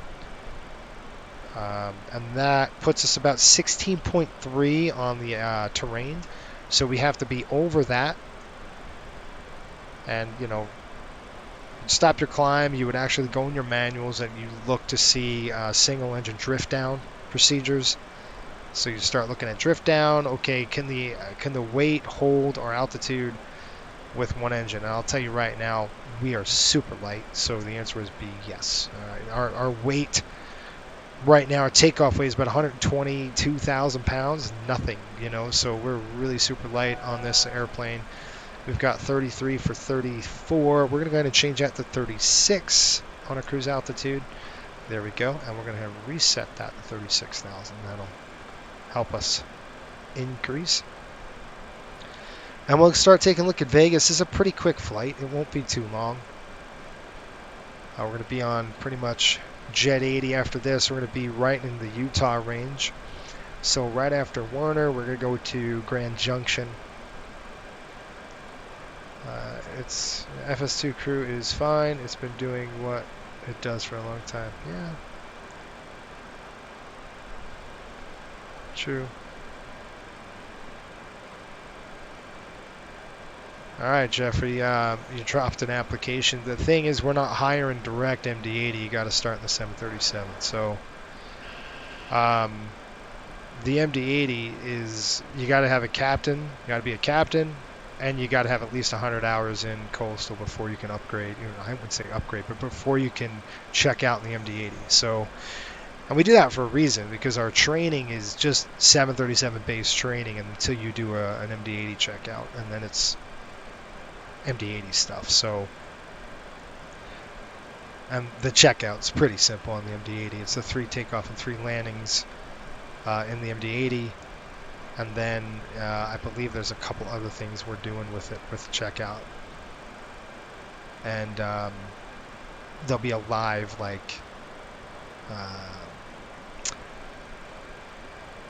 think we're just going to do a live flight for your LOE, and then that's it. You'll be checked out in the MD-80. So, but yeah, it's a cool airplane. I love it. It teaches a lot of good stick and rudder skills, stuff that you won't get from a 730. You know, even a 737, I mean, you'll get a lot of that in a 73, but an A320 you won't. Guarantee it. This aircraft demands a little bit of knowledge and know-how, how to fly it, how to tame it, how to keep it happy. Look at our fuel temp, 2 and 3. It's fine. We're still on limitations. And our fuel temp's right here. 2 degrees, 3 degrees. When it goes negative 40, that's when we have a problem. We'll throw the heater on. Isn't this wild at night? You can't see a thing out the window. You're just relying on your gauges. Some people love flying at night. I am not. In the sim, it's super hard because you can't see anything. So you almost have to turn off lights inside to see anything, right? Like if I turn these lights off, I still can't see out the dang window. You know what I mean? Yeah, absolutely. Mustafa, what's up, man? Hey, just found your channel. Love to see someone streaming the Mad Dog, my favorite aircraft. Yeah, it's beautiful. I love it. We got a town coming up overhead. Again, a good thing to do is find out your SA, right? Where are we? What town is that? So, you know, I know we got Red Table coming up at 4.9 miles. And looking at our charts, if I scrolled into Red Table, I could say, okay, I think we're going to be over Eagle. Eagle Regional Airport is just to the north, so if we had an issue, we could try to go there. I wouldn't want to, just because of it's Eagle. And it's the terrain super high with this kind of crap. But this is Eagle. There's a lot of skiing going on down there right now. We got plenty of snow in the mountains and the Rockies. So let's check out where we are. So we're over Glenwood Springs. There's the municipal airport here. So this is a nice little town we're crossing. That's pretty. Oh, it is really pretty. Aspen, Colorado is just to the south of us. And you do that by just looking at your VOR and going, okay, we're hooked up to the Red Table. And then you look at your chart and you go, okay, we've got Aspen just to the south of us, Eagles to the northwest. Eagle County Regional is a fun airport to land at. EGE. I'd probably actually land at that airport. We can live. If we had a problem, I would go there. No problem. Depending what the problem was, I would just turn around and go back to Denver, really. So I would not want to go to Eagle unless it was catastrophic. Like, let's say we right now had a fire. We get a call from the back and says, we've got a fire on board. The very first thing I'm going to do is do an about face. Take a look where we are, figure it out. We got Moab coming up, but you've got to get the airplane down, and you've got to get it down quick. We're not too far out of Denver, so you'd have to ask a lot of questions about the fire. We're still very high up, so you think we're at 34,000. We got to get going. So we've set that, pull that, go VNav, climb. It's set 360, so we should start the climb again to get up to our altitude. Climb, you dumb idiot. Arm it again, 360. Okay, so a couple things we're going to do. We're going to go ourselves. We're going to go vertical speed, and we'll do about 1,200 feet a minute up to 36,000. Let's see, nice cruise climb. Throttles are going to come up. There we go. Get some climb going. Yeah, Eagle's a very short runway. That's what I was trying to say. We're going to climb up to 34. We're at 34,000. It's take 20 minutes to get down. So you might be better off doing about face going direct to Denver, especially at night with this kind of crap. Montrose is another one I could possibly go to. After Montrose, so we push on, we're going to go straight to Utah. Like Moab is coming up. Those are kind of things. So over the Rockies like this, you almost got to picture it like you're flying over the ocean. It's pretty much that severe if something happens. Right? If something happens like that, you've definitely got to know what's going on. Cliff appears to be as useful as my incompetent first officer Bernard. Yes. Gary, how are you, by the way? The Mad Dog does have a working radar. We've painted a few things going into Fort Lauderdale. It's worked, so it's been pretty cool. Now, I don't know if it's an accurate depiction, but at least it's going to tell us where the crap is. So, if that helps. So yes, it has a working weather radar. It's pretty cool. And I'm glad it does. We don't use it often because, you know what? I mean, if the weather's fine, I'm going to look right now to see what we got going on. The weather is fine. All right, that's 35 to 36, and we're going to hold 36. Gary, what you're seeing painting right now on the ND display here is the just terrain. That's all that is. So I don't have the weather radar on. But there you go. All right, we're at 36,000. It's holding that. Good. Altitude is now on altitude hold mode. Perfect. Let's take a look at. I'll give you some weather updates coming into the Las Vegas area. A few clouds, and not to mention we do have some precipitation, but it's up the north of the state. Right now, Las Vegas is 46 degrees, and we are getting wicked fast. Let's turn that thing down. Let's find out what's going on with the airspeed here. Mach speed hold 0.9. Who freaking did that?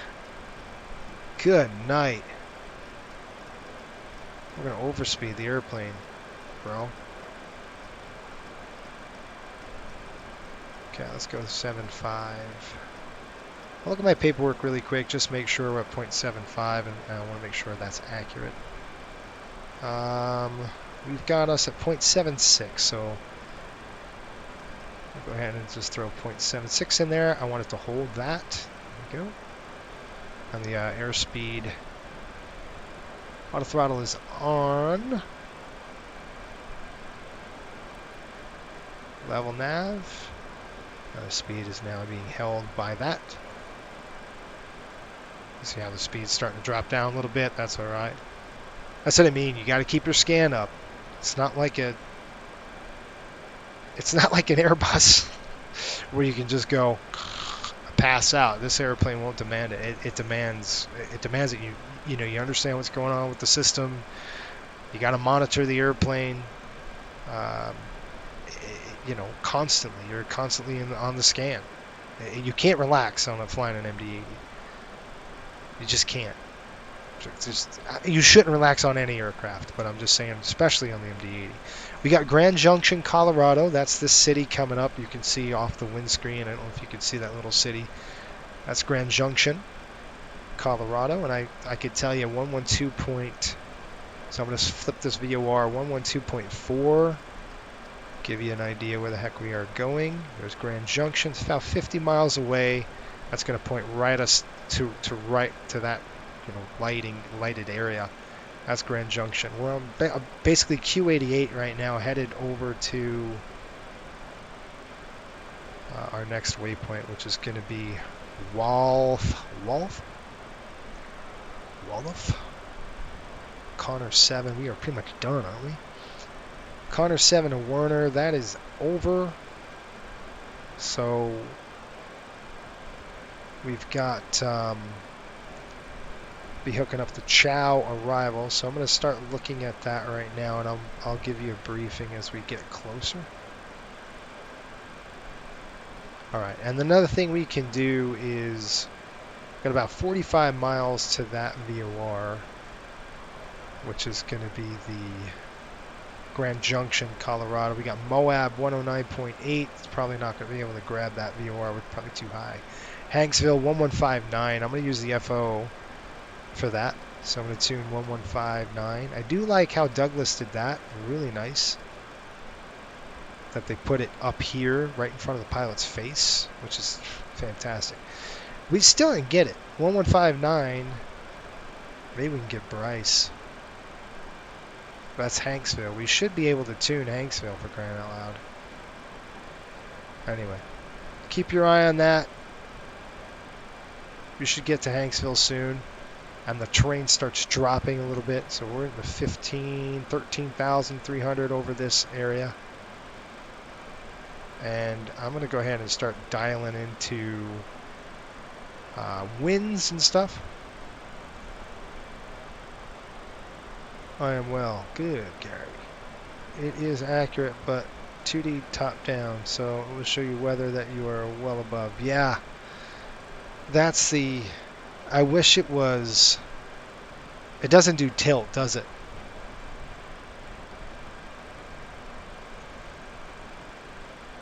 I think it does do tilt, doesn't it? But it might not, which sucks, because... Like Mufasa said, like it would be nice, though it's not great due to Asaba Limited. Yeah, good stuff. Yeah. Anyway, all right, folks, you getting ready? You getting hungry? We've got our catering menu. Hopefully, we've got the catering menu up here. We'll see what we've got going on. I'm gonna call our I don't know if we have our catering. Sean, we got catering on this? Yes, we do. Alright, folks, I'm going to pull up our catering menu. Actually, this is Tuesday. What the heck is this? The 11th.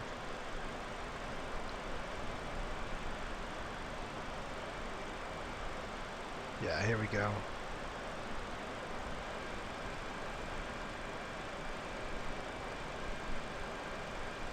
Yep. I think this is it, right? We were going to fly this on, this is our Wednesday menu. All right, we're going to pull up our menu here. Denver to Vegas. We'll go ahead and get the menu up. You guys tell us what you want. This comes from our catering department. So this is tonight's menu items, which is nice. They take care of the team here.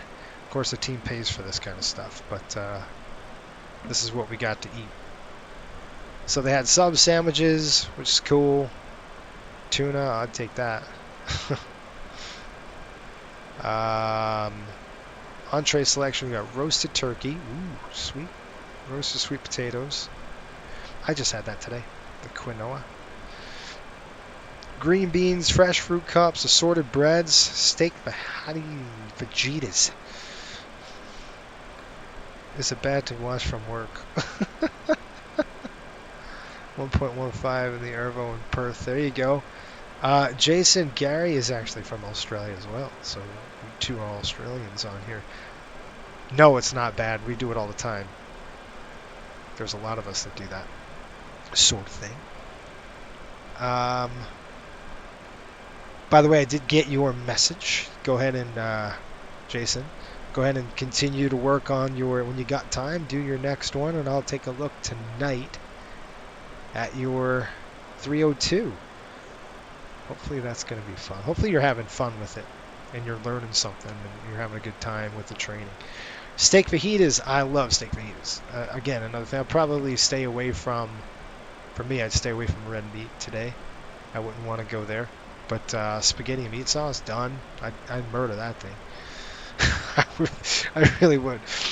Garlic breadstick, salad, Italian dressing, fruit, done. How long is the flight, Pops?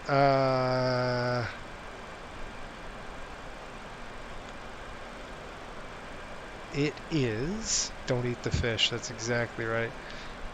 We got good fish, though. We've got... I'll give you an idea, Pops. We're going... Give you an update. Pops wants to know, so let's figure it out. Let's say 5:14 on the arrival here. It's about another hour, and we'll be done. We'll be descending. We'll be touching down in an hour, so we'll be descending in about 30 minutes. I'd estimate.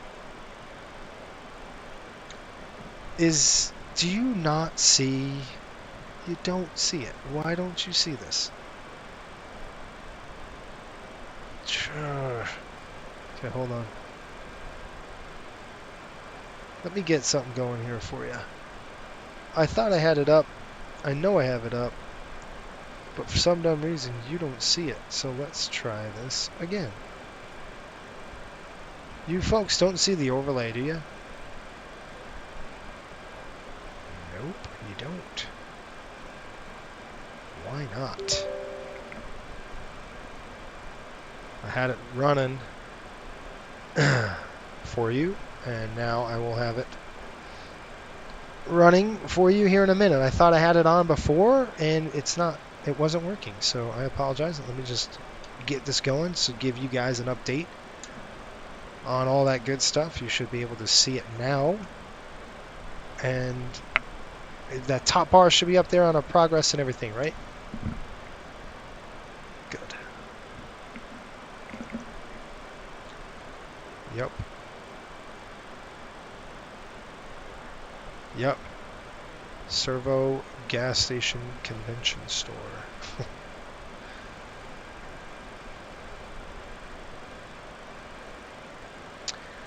Alright, back to the menu, and then we're going to take a look at, got the Cobb salad again. I love it. Good stuff. Klondike bars. Man, how can you go wrong with Klondike bar? See, my problem is, I'd be like, bing! I send up some Klondike bars. And then I'd be like, bing! Why don't you send up some peanut butter sandwiches? Bing! I'll take some Cliff bars.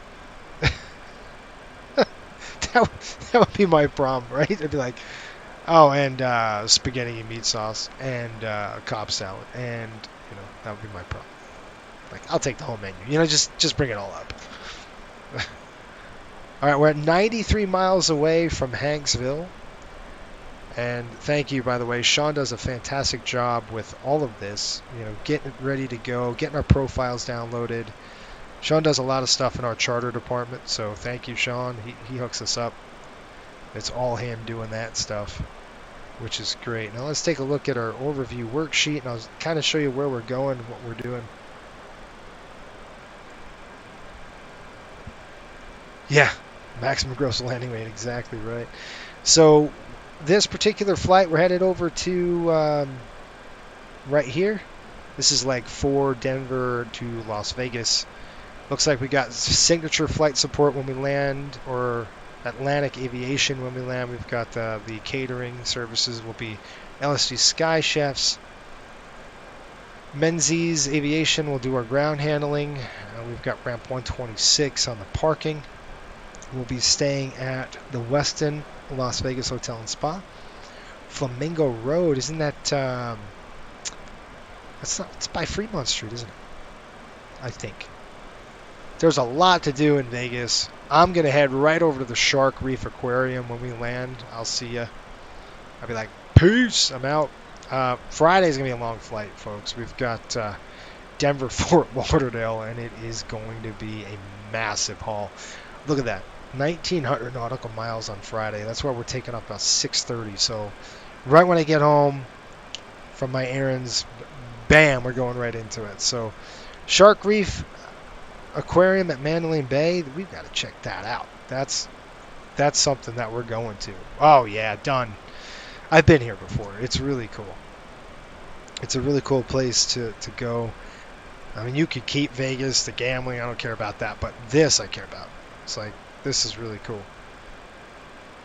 Really, really neat area. They've got a huge aquarium here, and I definitely would check that out. We're staying here until Friday.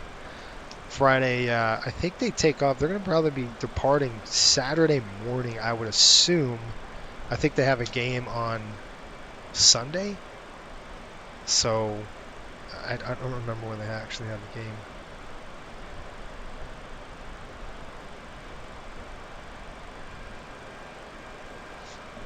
Yeah, I want Gary to join. We're getting bumps again. That's why I gotta... Can't see a thing off the wing, can you? So you're just really basically going on your airspeed indicator right now.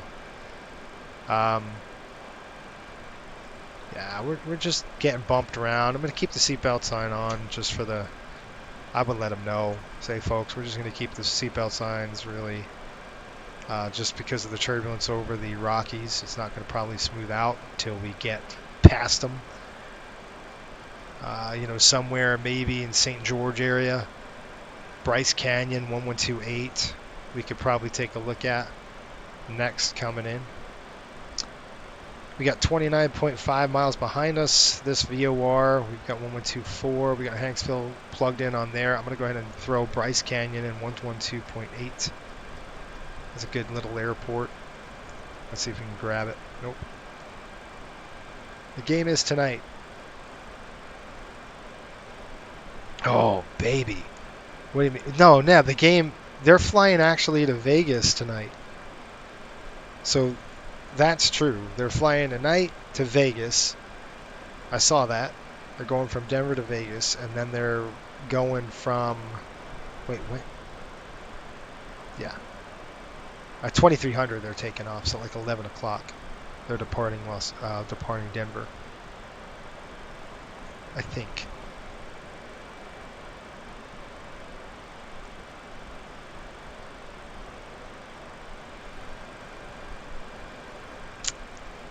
Yeah.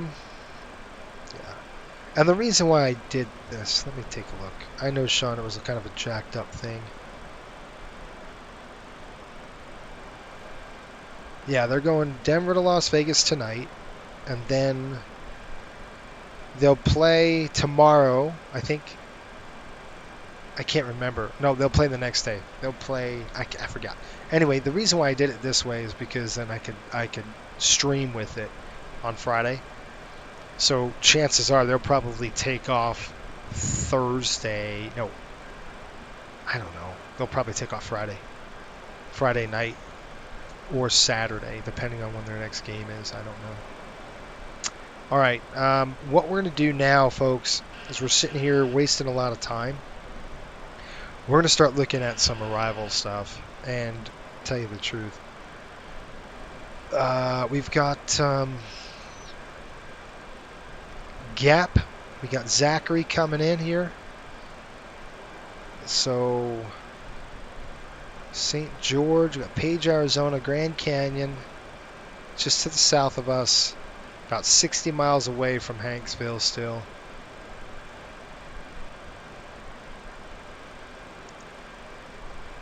Those of you who submitted an app, if you can do me a favor, we'll need two things. One, we need your VAT SIM ID number.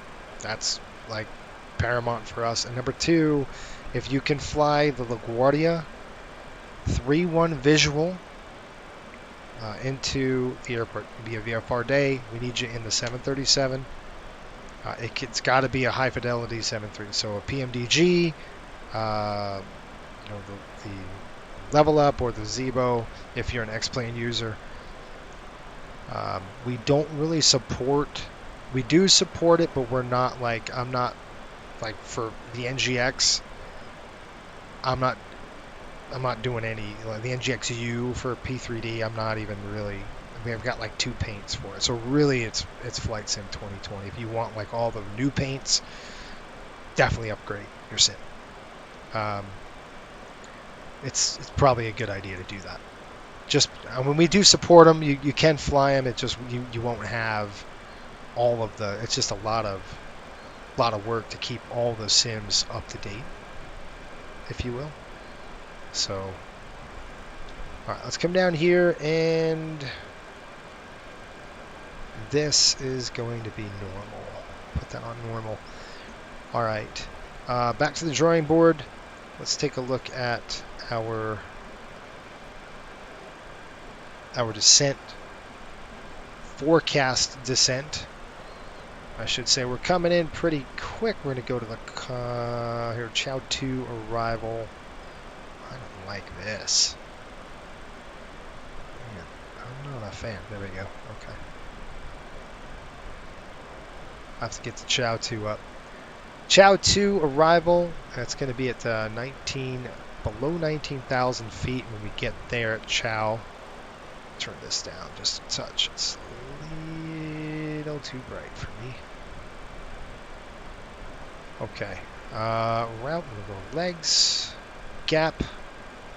From Gap, we're going to go to Chow. Okay, there's Gap coming down, and then we've got Chow. See that? 250 at 19. I will start plugging in some winds. Like I said, we're going to start getting bounced around here. Kind of expect it. Let's take a look at the... I would have briefed them before we took off. I would have said, hey, it's going to be bumpy over the rocks. Normal and typical for this area. Really nasty. Severe turbulence is forecasted. Pretty much we're out of that range, but we were in it before. And now it's just going to be your normal turbulence from surface to 18,000, surface to 48,000, 18,000 to 41,000. We've got a lot of aircraft reporting turbulence here. We've got an aircraft, a United aircraft, reporting turbulence at 34,000, pretty much where we are. We got another United aircraft at 38,000, reporting moderate. Looks like the higher you go, the worse it is. The same aircraft reported light turbulence. Same aircraft at 38, moderate. As he's starting to get in, he's going the other way though. So, yeah, we got some moderate turbulence up here throughout the entire route of flight. Matter of fact, the entire route of flight is going to be bumpy. When we can smooth out, we'll try to, but the whole thing is lit up, so you know you could expect it.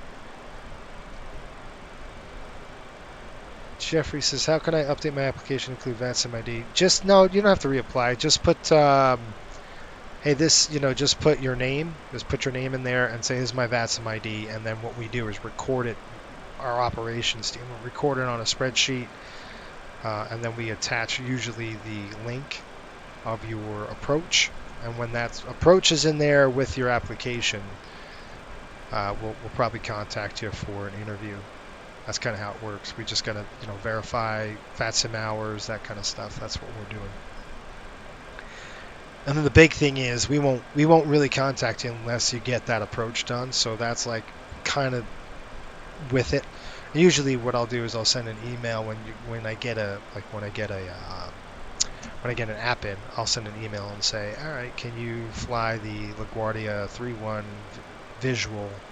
Expressway visual into LaGuardia, and then if that's successful, you'll usually, you know, we'll start contacting you for some times and dates Because when we interview, we actually interview with a panel. There's usually 2 of us minimum, 3 of us. We'd like to have 3, but sometimes we can't, so we'll just get 2, and then we'll interview you. It's kind of how it goes. And for the interview, it's basic stuff. You don't have to know, limitations very much. Just basic 737 knowledge. And then we go from there. Let's see what's going on. You see how we're getting thrashed around? You can see it, but you can see we can't even maintain altitude very well. The airplane's in the bumps. And it's just normal. It's typical. So it sucks, but whatever. It is what it is.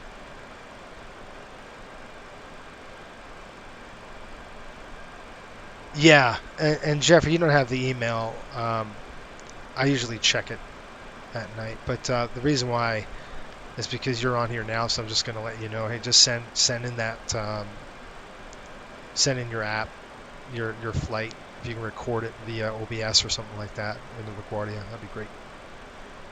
But I'll send you an email. That's all.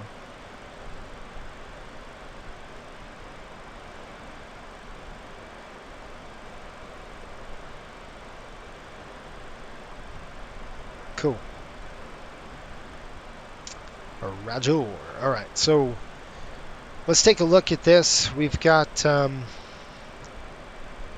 few things going on that we want to take a look at. We got about 102 miles. There we go. We just got the VOR hooked up.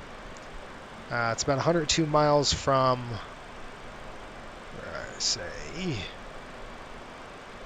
from Bryce Canyon, right? Yep, 112.8. We're about 100 miles away from Bryce Canyon. We're in the Utah range. We got Page, Arizona coming up, just on the southern Utah, northern Arizona. You can't see it, but it'd be beautiful to see the Lake Powell. It's right below us, essentially. Pretty. Nobody's online. I'm still here with you guys. Hey, Pops. Pops is way past his bedtime. It's way past the bedtime. I've got to finish my hockey game too. I'm finishing the Ranger game. So, let me get the weather and I'll figure out descent winds and all that stuff as we. I'll do that now with you, so we can let's get that done. Let's get to some descent winds in there, just to program it on the aircraft, and we'll start thinking about, that kind of stuff. So click descent. We're going to click forecast. And then we're going to plug it all in here. A forecast, we're going to go 250, and actually I'll start from top down. Let's go 340. I like to do all 4, so we'll go 340 here. We'll go 300. That's 30. Come down to 24, 240. It's our mid-levels. And then finally our lower levels, about 18,000. I'll plug that in here. 180.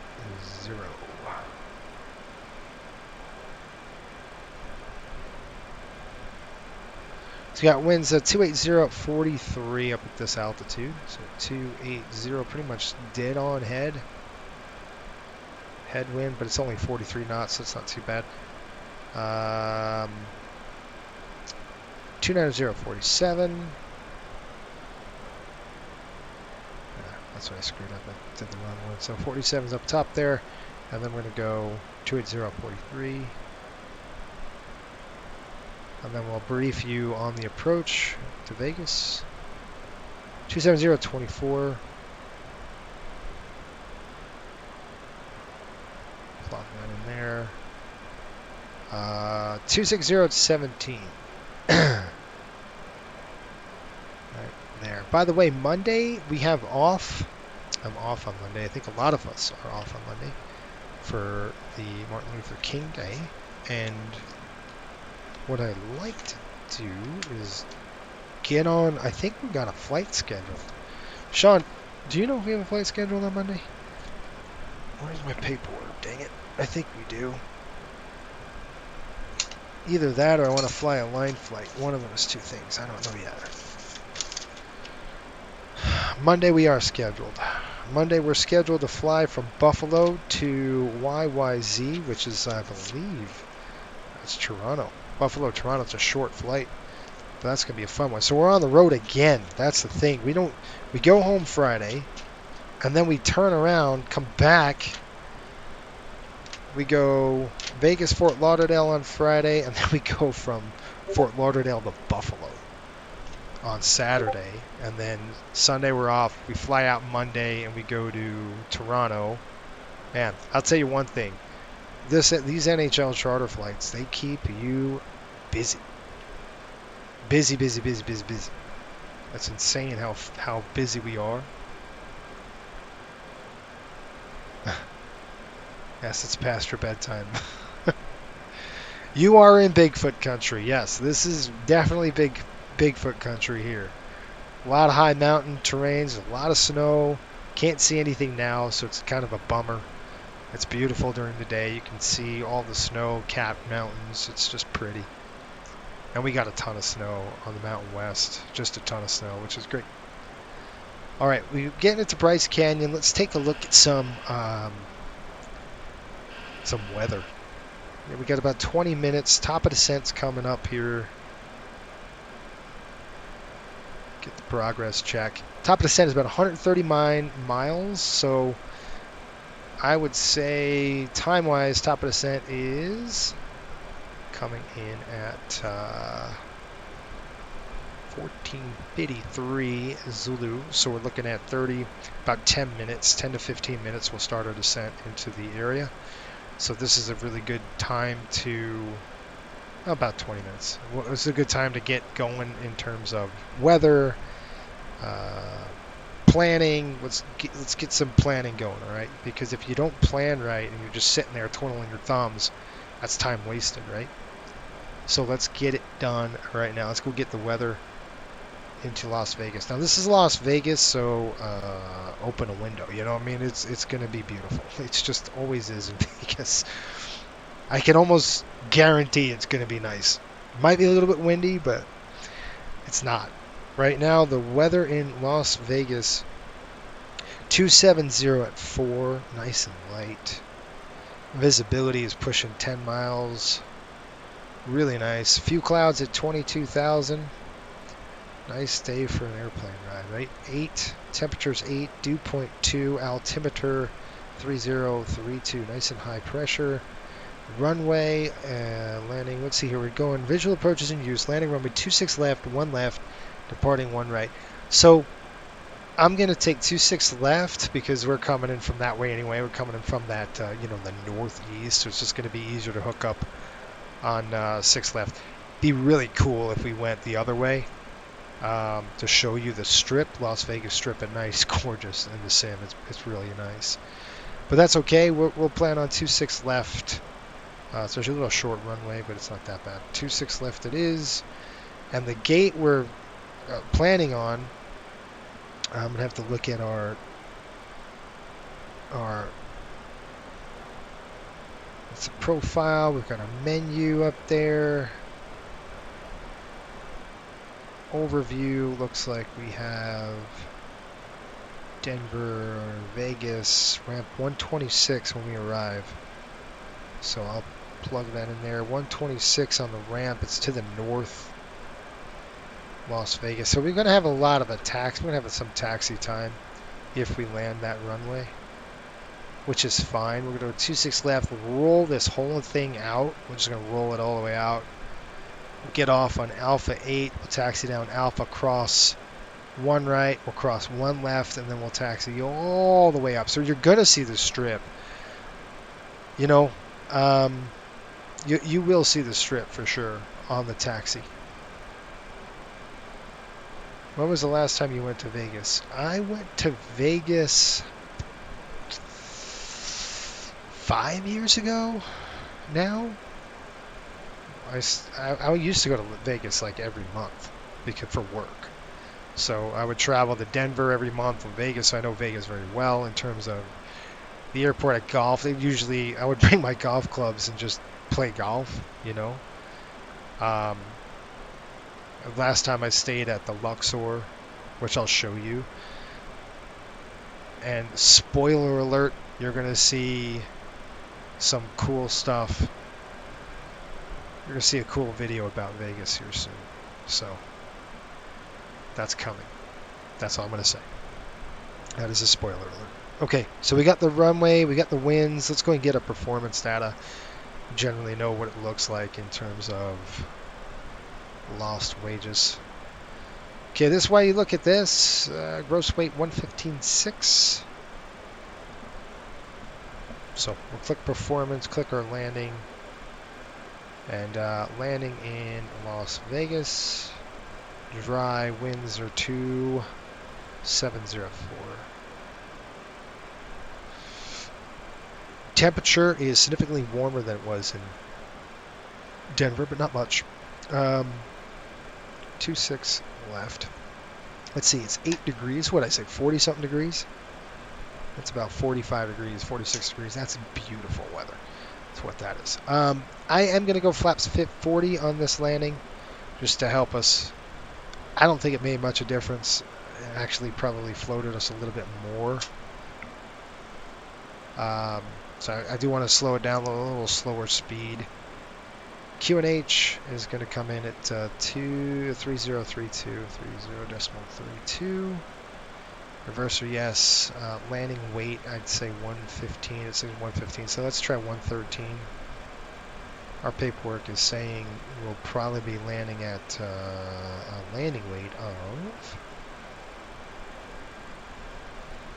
And our paperwork's wrong, so whatever. The landing weight's 110, so we're over that. That's good.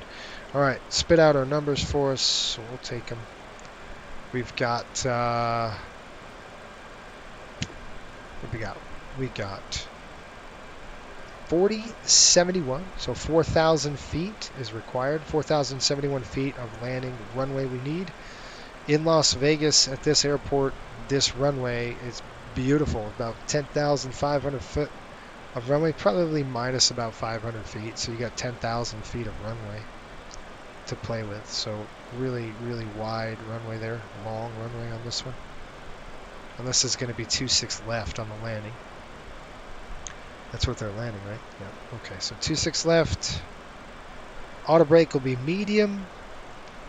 Landing weight, we said what? 113.0. Our V target. Ref speed at it's 28. I don't want 28. What happened? 140. There we go. 147 on the ref speed. 133. So 133. Slat extensions will be 280, but we're going to get down below that. 217 is our up speed. Okay, once we land, we're going to try to land in the normal landing rate range, if you will. Within the first 1,500 feet of this runway, we're going to probably land in. I don't want to do too much of a grease job into this. Just don't. And then we'll go ahead and taxi out. Probably get off on Alpha 7. It's a high speed. All the way at the end. I'll show you. Picture's worth 1,000 words. I'm heading to Vegas the end of January. Oh, there you go. Cool. You staying anywhere good? I golfed at a golf course when I went there up in Henderson, and it's really nice golf course, and it was, I'll never forget, it was like 97 degrees, super hot. The wind was up, but a crappy round. But I got to look at a couple of cool aircraft coming over, some big heavies flying into Vegas. So it was fun to see it. It was cool experience. I wanted to show you what we were doing. That's right. So let's pull up the Chow 1 arrival. I'm going to go ahead and throw that up there with you. There we go. This is where we're going to be heading to Chow 1 here. I just killed my night vision. So give me a second. Whoa, that was a weather update. Alright, let's take a peek out there and see if this aircraft is now stable or if we're out of control. Okay, that was a weather update that did that. So that's not It's better than Rex, right? Gosh. Rex weather was a disaster. Let's flip to night mode. There we go. It's better on my eyes. So we're going to go to Chow. Like I said, below 19,000, we're going to start hitting the Chow. We go Wolf.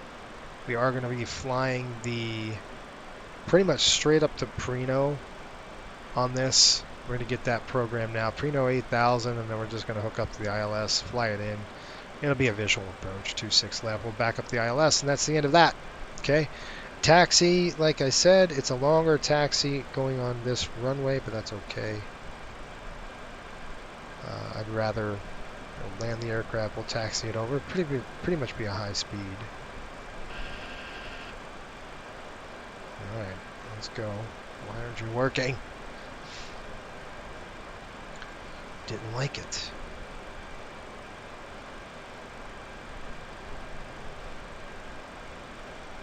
I'm gonna have to reset this really quick, sorry.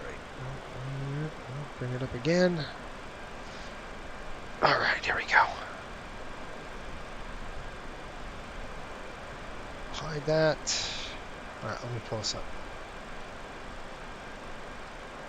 Tell the guys that we golfed that was 102. Yeah, that was ridiculous. I don't know what the heck we were doing there. We were nuts. Alright, I will. Hang on just a minute. So we're going to go 26 left here. We'll land.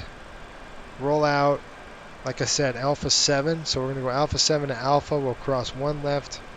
Run right, one left, and then we'll taxi. The strip is going to be right here. It's actually going to be beautiful. I'll show you outside when we start taxiing down Fox here. I'll get outside and I'll show you the strip. It's really pretty. We're going to go all the way up to this general aviation area up on the top here. So that's what I was saying. We get one right or one left. We just kind of just zip over here and just cross this and we're there. But that's right. We're coming in from the east. This is what they would do, generally speaking. All right.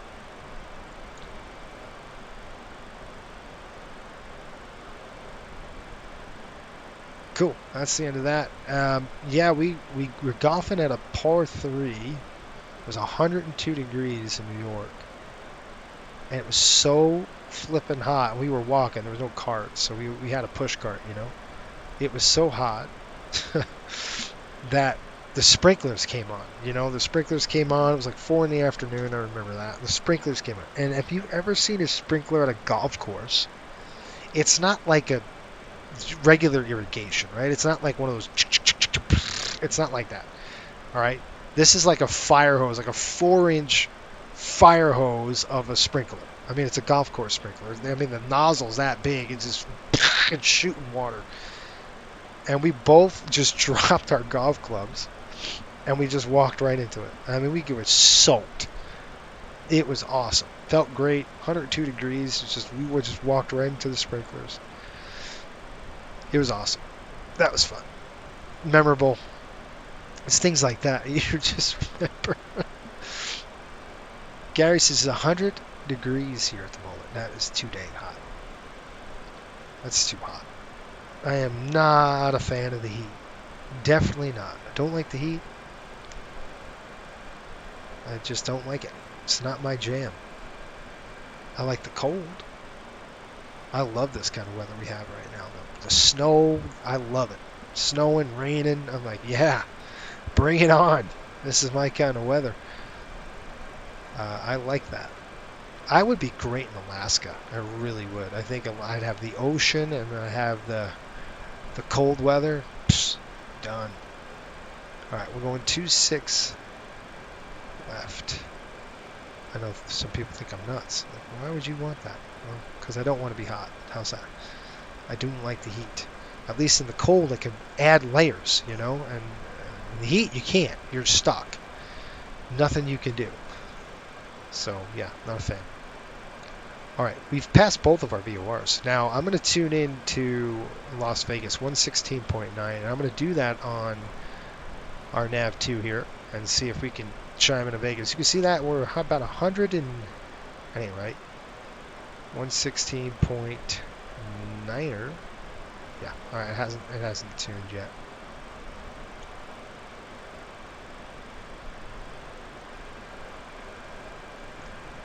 I remember at the school, went sleigh riding. Yeah, I do. We went sledding at a school. That was another fun one. And there was a hole. Hang on. And we were in I forgot, one of those old school sleds, you know, with the, what was it? It was an old school sled. You can steer on the front, you know, those old school ones. So we're sitting there. I'm in the back, obviously. He's steering. Pops is up there. And I remember, I must have been like, what, 5? 6? I don't know. And he goes, duck. That's all I hear. Duck. And I went, okay. So I ducked. We were flying in the woods. We were in the woods, like straight up woods, coming down through the woods. And there was a tennis court. And we were approaching the fence. And there was a little hole in the fence. And he's like, duck. So we both ducked, went underneath the hole, and just slid on the tennis court. It was funny. That was funny. It was cool. Nice little trip there. All right, ILS is going to be 111.5. I am going to plug that in on this one. Bryce Canyon, actually, we're about 26 miles behind it. So we already passed Bryce. So I'm going to go ahead and start setting up for the ILS here. 110, it's going to be 111.5. There's a lot of fun things we did, especially golf. Golfed like every weekend. Now, my kids are taking golf lessons, which are fun as well. But my kids are hilarious. When I hit my driver's just terrible. Every club I have in my bag is terrible. If you don't play it every day, you're just stuck. So I have a net in the garage all set up with a mat, and then I'll just, you can't see where they're going, but you can at least feel it. You know, you can record your swing and stuff. Anyway, I try to do 30 minutes a day just out there smacking a couple golf balls. And my kid's like, do not touch the driver. My daughter's like, Dad, I can hit it further than you with the driver. It's like a worm burner, you know. I top it, poof, goes like 3 feet away. I'm like, oh, for crying out loud. It's so annoying. It's terrible. Alaskan owns that area. Yeah, there you go. It's all fun and games until you're 89 years old and can't get over 90 years old. That's true. That's true. Let's do a special Coastal 737 at Anchorage, Alaska. Yeah, that'd be cool. One of these days. Nothing's off the table. I'm just saying.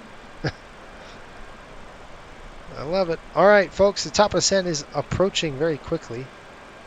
I'm just going to take a peek on our air traffic controllers, and it's going to be quiet today, so no ATC to worry about. It's quite a shame because it would have been fun. Get vectored around.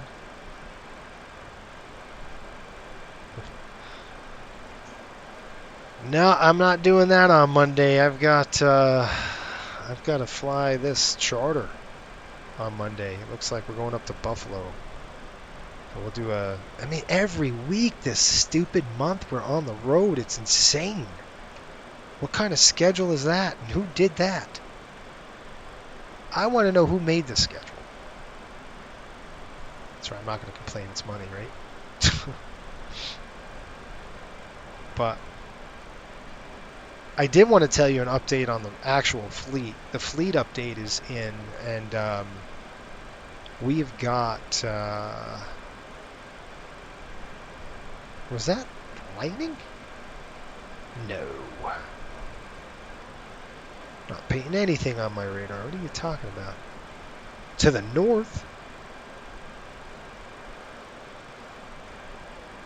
Gosh, nothing works. You know, none of my apps work right now. I don't know why. Maybe I have to reset it. Give me a second. Go ahead and reset that app. Pull it up again. We'll try it again. Yeah, I mean, there's no weather for us. At least I'm seeing it's fine. Anyway. It's good money. We've got an update on our fleet. We've ordered 6 new aircraft at Coastal. It cost us a lot of money. But we got a good deal. We were able to get at least save $5 million a piece.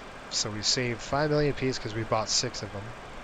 They're getting delivered here in February. We're going to do an inaugural flight to Jamaica. I'm going to do that run. I don't know when, but it'll be sometime in February. I'll plan it out where we're going to do...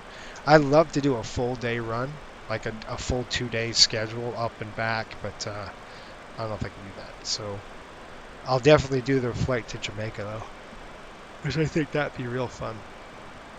All right, we're coming up to the top of descent, and I've got to get my wits about me. We're doing the Chow 2 arrival.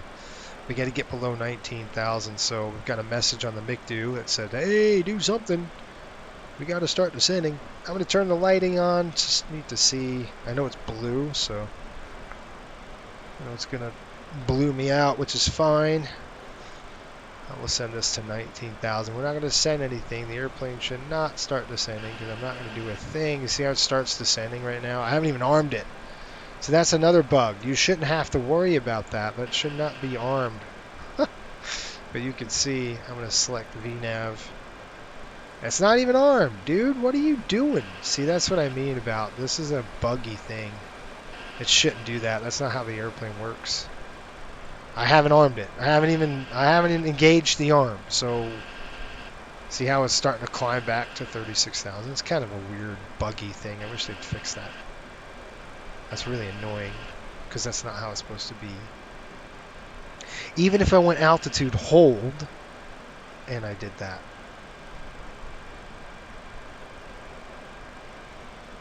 So that's stupid.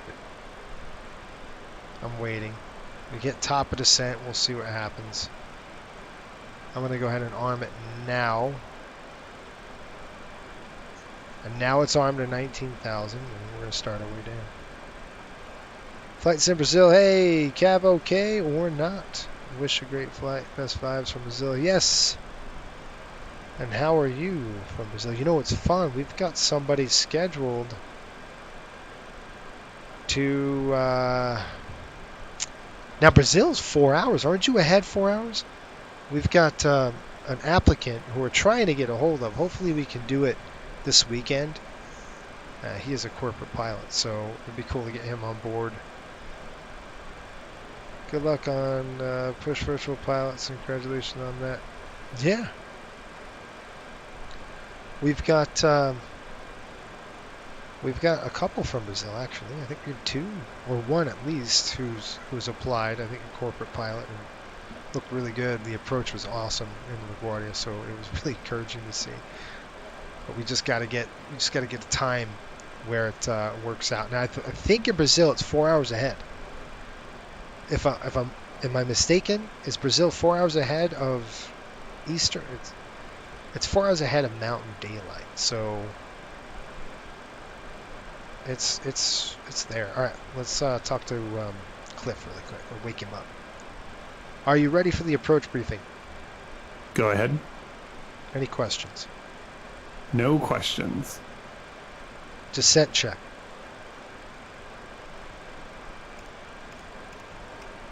Fuel quantity. Check. Approach briefing. Complete. Performed. Landing data. Set. Descent check complete. Thank you. All right, Cliff's awake. That's good.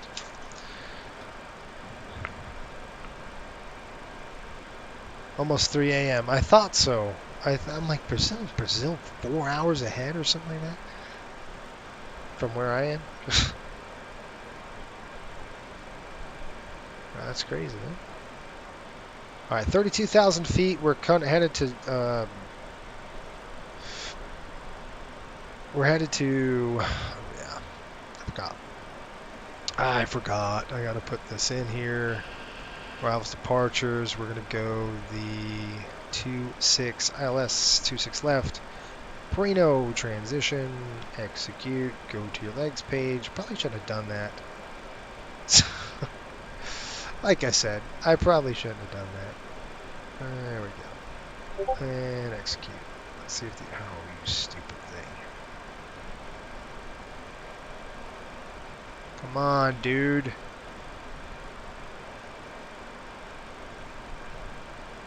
I knew I shouldn't have done that. I told you I shouldn't have done that, right? So we've got Chow, Allen, Gap, Phil, Chow. There's Allen and Chow.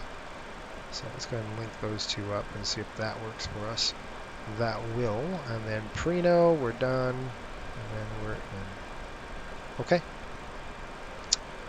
That's it. Let's make sure the airplane didn't disconnect or something, do something stupid for us.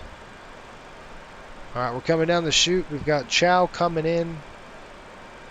We got to be below 19,000. It looks like we will be.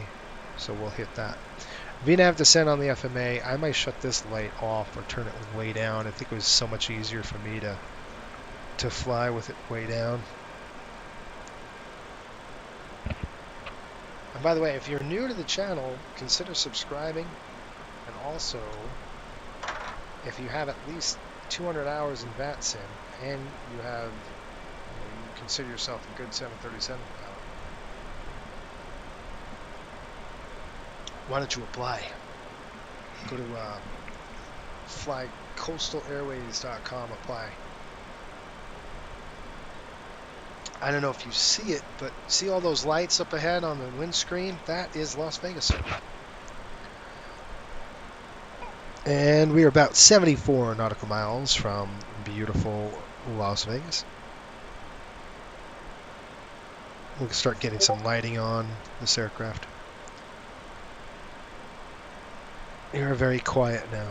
I am quiet because I'm getting tired. I'm getting tired. It's all good though. Here we go.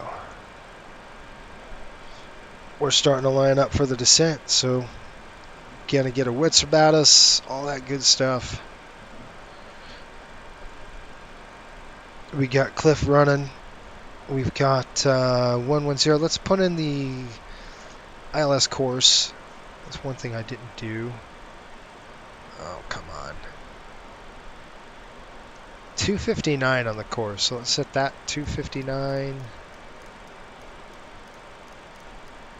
259er. Cool. There we go. That's set. Would you hire someone with 200 Volanta hours at 737? Nope. Because the reason why we need VATSIM hours, or, you know, even if you're a real-time pilot, if we could look at real hours, we need you to be comfortable with VATSIM and talking air traffic control. It's a two-edged deal. That's why there's a reason for the madness. It's because you've got to be comfortable with VATSIM and the network. It's weird sometimes, and even in real world, the phraseology you'll have, but it's different. You know, it's different in terms of it's a top-down controlling method. It's not, you know, what you're normally used to. So there's 20,000 lights should come on here soon. So I'll be listening for Cliff to actually do his job. If he doesn't, we'll take over and we'll do it ourselves. Coming through the chute. That's another thing I wish we could do is dim the cabin lighting. We can't. But it'd be really nice. Look at how pretty the weather is here now. There's not a cloud in the sky. There it is. Just hit 20,000 though. Lights are coming on. Cliff did his job. Nice. So anyway, that's why we do it. If you're ever wondering why the heck is the 200 hour minimum in place, that's the reason. Because we have to have that. You know, we want you to be able to be comfortable in VATSIM, be familiar with the system, be familiar with the airplane,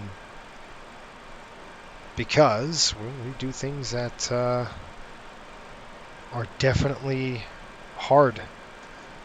A lot of things, a lot of airports we go to are not easy to go to.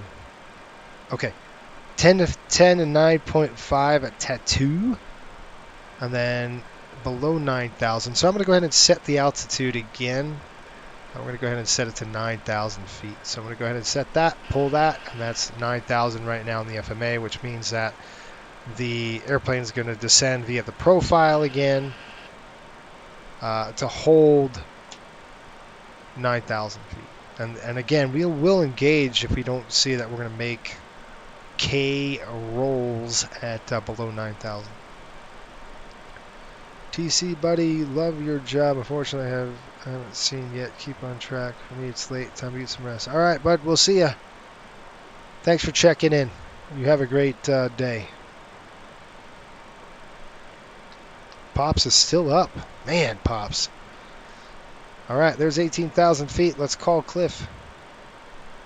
Transition now. Set.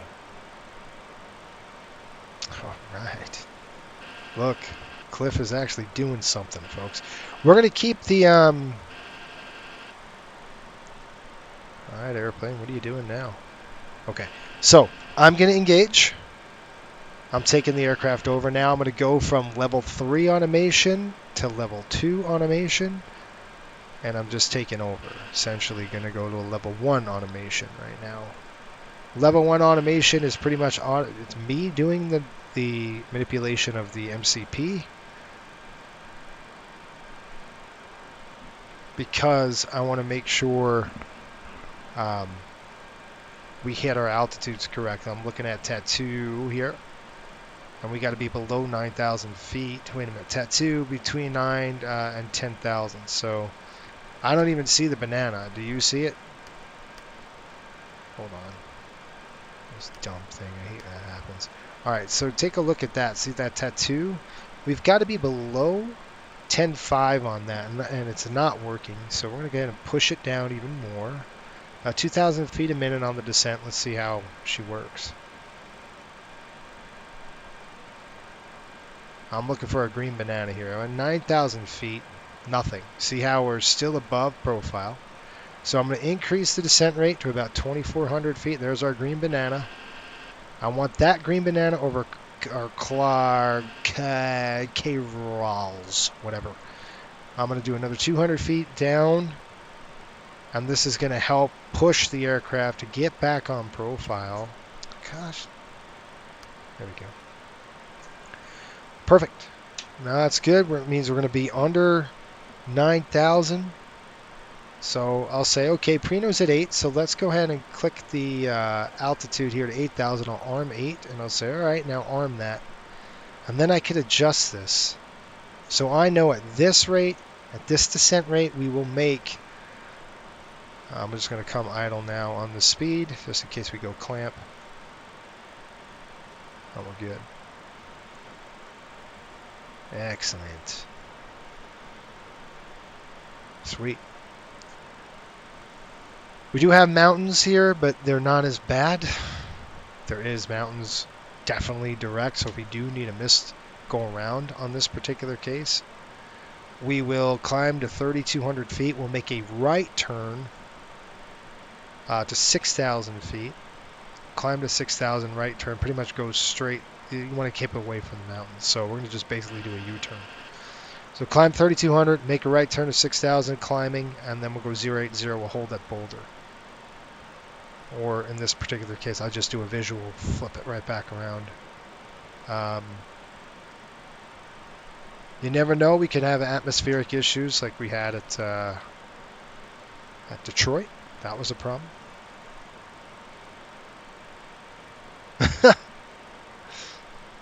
That's funny. They're impressed that you're staying up. All right, look at this. 122.8. We got to flip that over here. Let me call them up. Vegas traffic. Riptide 5,800 on the Chow arrival. Approximately at Clars at 9,000. Expected Preno will land 26 left Vegas.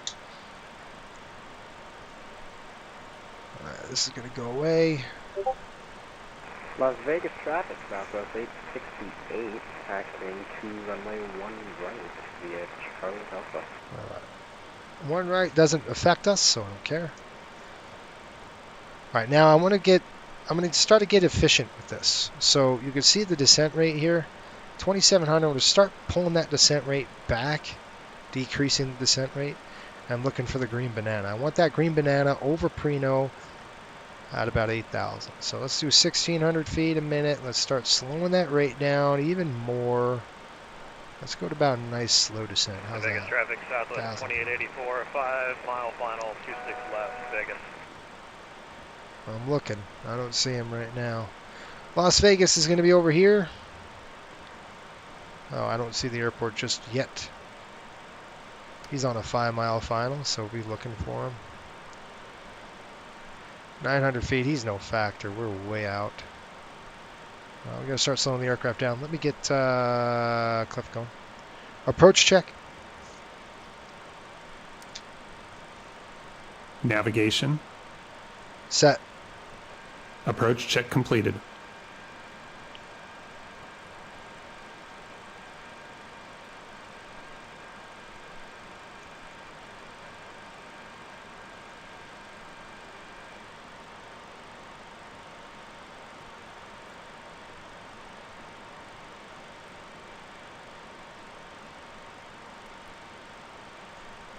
Extend slats.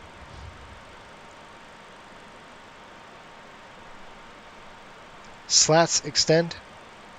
Speed checked. Slats are extended. Slats extended.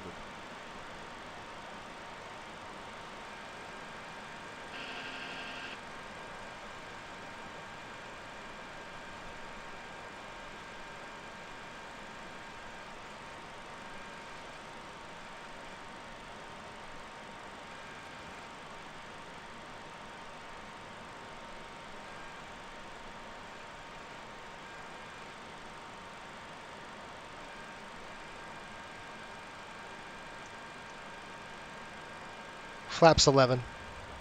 Speed checked.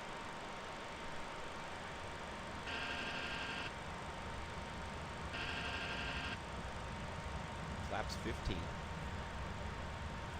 Alright, folks, so we're heading on there. Sorry, I had to be quiet. We're heading on.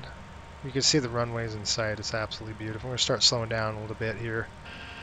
We're going to get to Larry. We're still a little bit on the high side, so we got to start descending. I've got the aircraft on the descent here. We're going to go ahead and bring down the altitude to about bring it down to about 3,800. We'll go with about 3,000 and I'll arm that. There we go. And I'm just going to descend a little bit faster and more aggressive. So what's so cool about the MD-80 is that the aircraft does so good in terms of, you know, speed management, the energy on maintaining the energy on this aircraft, or it's just really simple. It's not a 737. This thing, I mean, can drop like a rock really quickly. So I mean, you could see we're doing 2,000 feet a minute, and she's fine. I mean, a little bit there. I'm going to throw my gear down now to start slowing us down. Southwest 2884 is clear of 26 left. Taxi across 26 right at this time on the way to the Charlie Gates, Vegas. Gear down. Okay. Yeah, and why not? Oh well, no big deal. So what I'm going to do is I'm going to take over.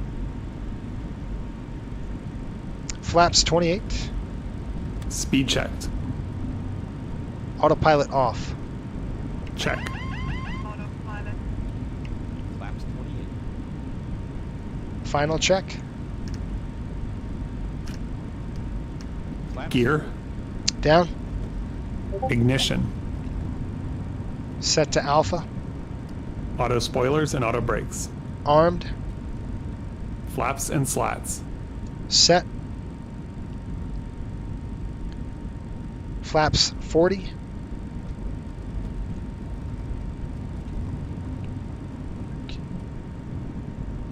Okay, flaps 40 set. Now I'm going to go ahead and just take the speed down a little bit, and then I'm going to start trimming this aircraft. So I'm going to start trimming nose up just a little bit and working the throttle just a little bit more. I'm just going to try to get on center line.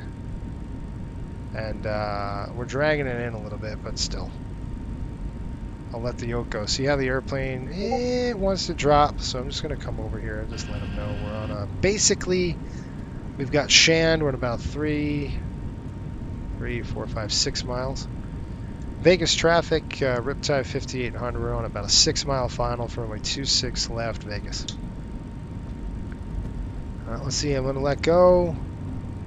Just kind of letting go of the thrust, the yoke. You can see how stable that is. I'm just going to do a little tap on the nose down. You don't want to fight the airplane because it will want to descend on you, so I'm just going to click that nose. It's a slight delay on this airplane, so there we go. Okay, we got going around thrust set. Nope. Okay, going around thrust is set. We've got gears down. We got that's armed, speed brake armed, and then we're at 40 on the flaps, so we're doing good. We're a little fast. We're slightly on the high side, so just pull some power back, let the airplane sink a little bit. We're 2,500 feet. It's a beautiful, beautiful approach. You can see the Luxor light. You see that? Pretty cool, huh? Wind check's good. I like this approach profile right now we've got going on. It's really good. I'm going to start slowing the aircraft down a little bit more. I'll just tap the... See if I want to let the yoke go. See what happens. It wants to kind of drop on us. And I'm just going to arrest that descent. A little bit on the trim. I'll let it go. A little bit more on the trim. As the speed decreases, the nose is going to want to drop on you. So now we're going to get a little bit on the low side. So I know I'm going to have to pull in a little bit of power. And that's kind of where I want to be. One white light is good. It's slightly low is what that means. We're getting a little fast. So I'll pull the power back, and I know I'm going to have to trim up. I'm trying to hold. There's 1,000 feet. The sink is approximately 1,000 on speed and profile. We're looking good. All right, here comes the throttle. Get a little more gas in there. There we go. Not too much, just enough. We're double 4. We're 4 red, so we've got it made though. I'm just gonna hold. You see I'm pulling a lot of back pressure in there. Pretty much on ref. It's set there. But look at our gauge. Our gauge says we're slightly high, but outside it says we're slightly low. So go figure, right? I'm just going to let it come down a little bit. I'm just going to use my eyeballs now. I'm doing nose up trim like crazy to try to get this airplane settling. I know we're high. Align. Line it up. There we go. A little bit of power. A little bit of more power. Let the airplane settle in. Okay. I'm going to go idle right now. Just going to hold it, look down the runway. There's the touchdown. Fly that nose gear in. Spoilers deployed. Good. Got the airplane reverse thruster out. 80 knots. Check. 60 knots. Okay, I'll let the thing roll out. I'm just going to, I got the brakes. Okay, I'm still on the rudders, by the way. I haven't transitioned to tiller yet. Still going a little too fast for the tiller. Now I'm going to roll this thing out, alright? We're just going to keep going all the way down this runway. There's nobody behind us. Welcome to Las Vegas. Okay, I'm going to transition to the tiller now. I'm going to start looking at our airport map chart. Like I said, I want to roll all the way out till we get to 7. There we go. Let's get a picture of that at Vegas. That's cool. I'm gonna keep going. We're passing 7 now, but I want to go all the way to the end here. Is this gonna help?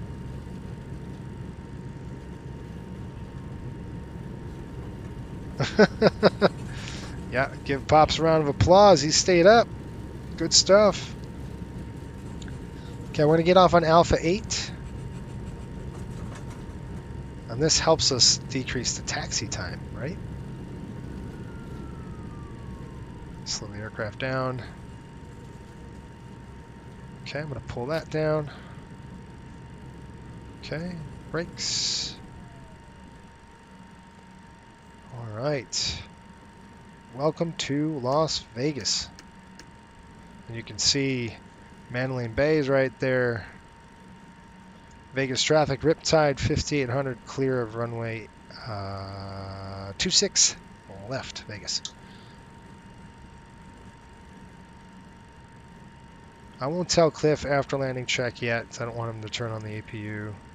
We will time it. I'm going to go ahead and time the clock just to see.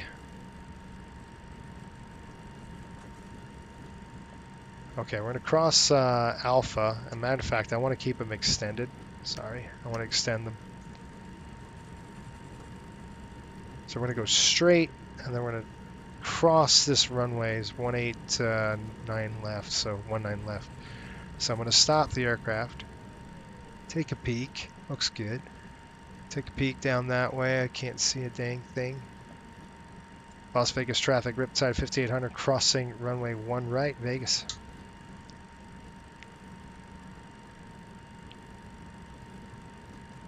Alright, stop. Stop the airplane. I gotta go this way. It's a slight turn here. Okay, I'm going to turn these lights on as we cross this runway.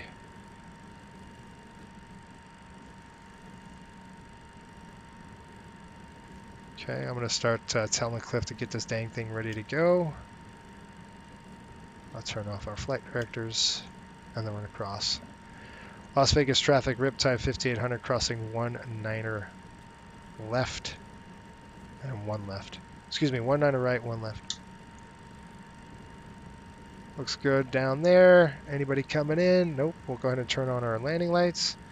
Lets them know we're crossing an active runway. And I'll tell Cliff to get it going here. Let's not hit the antenna. Vegas traffic southwest 868, departing runway 1 right. Where was he? Did you see him? Oh, I didn't see him. We're clear.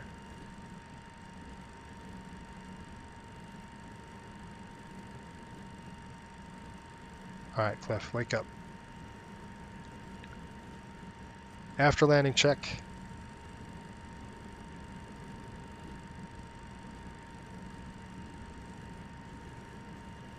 After landing check.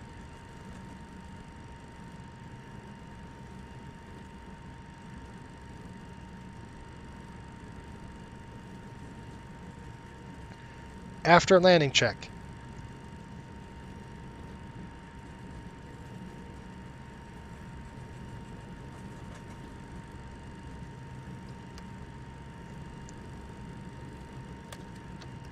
Alright, what I'm going to do is start slowing the aircraft down now. And I'm going to go ahead and turn these off now. I'm just going to go ahead and retract this. We don't need this. And then I'm going to throw down number 2. So number 2 is shut down. And let's go outside.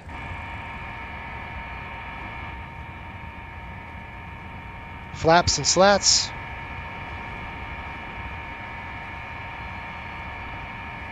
After landing check completed. Flaps and slats. Landing clearance. Flaps and slats. We'd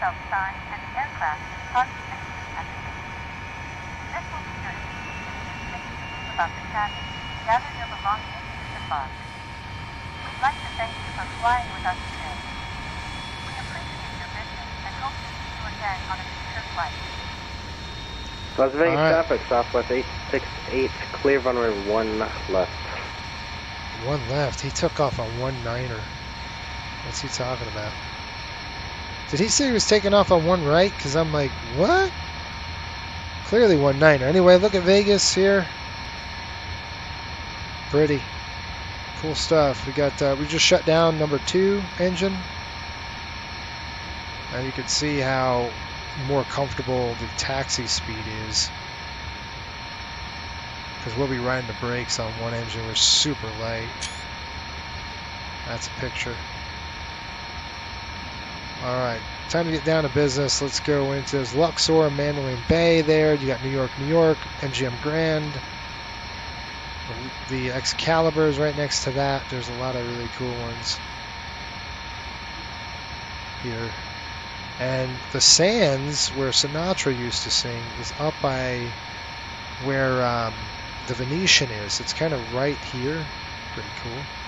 Let me jump back in the flight deck here. Let's get a good taxi going, and let's get a parking or stupid GSX going. Let's see if it works.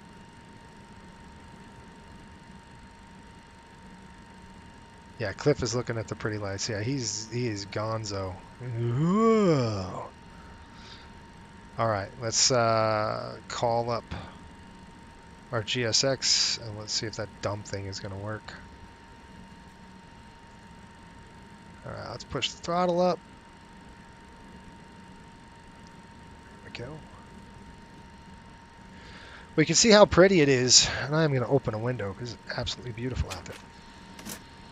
Now, if I did that, you'd be hearing just screaming engine behind us. Okay, 128 I have written down for our parking.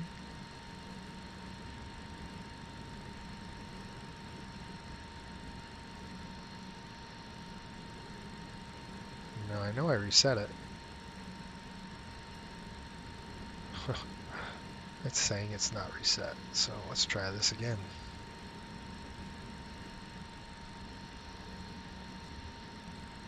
Got a long taxi. Look at all those 747s. Good night. This place has got a lot of money. I wonder how much they make on a casino, you know? Can you imagine how much money a casino pulls in? Bazillions. Tons of money floating around in this place.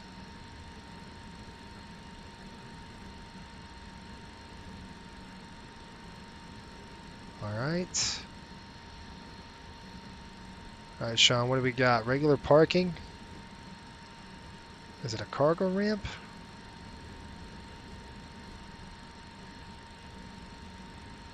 It's not. Okay, let's just try normal parking.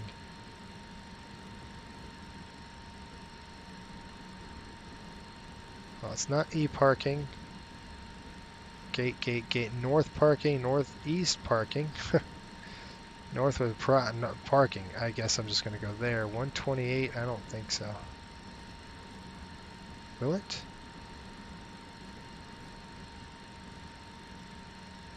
Are we going to get lucky and go all the way up to 128 here? Yes, that works. 128, sir. No. Park next to special people who fly on the Janet flight. Yeah, and then get arrested. What are you doing here? It's like classified stuff, isn't it? Because they go to Area 51. Look at that. MGM Grand right there. That's cool. Let's park this aircraft and then we'll kind of sightsee. Oh, look at that moon. That's pretty. You guys see the moon there? That is super cool. I've never seen anything like that. Let's get outside. That's an outside picture waiting to hit. There's one. Let's get the moon. Super cool. Alright, we'll get back to taxiing the aircraft. Alright, we're getting off here. We're going to turn the airplane and hope the heck I know where we're going. It's hard to see. Hard to really know where you are at night. I mean, see, I should say. I know where I am. It's just hard to see. It's pretty. You guys are getting good views of the sim, that's for sure. 8 minutes so far on the taxi. I told you it was going to be a long taxi. Good speed, though. There's a 7.3. We should be turning here soon. Throttle's coming to idle.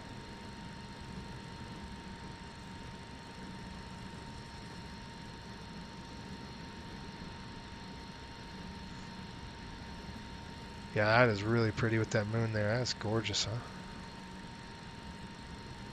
Just going to tap the brakes. We're going to turn into here. There's Atlantic Aviation.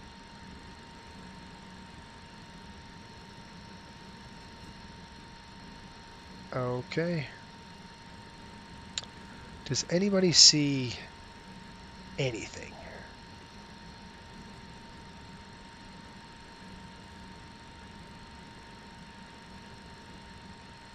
A lot of sleeping airplanes here.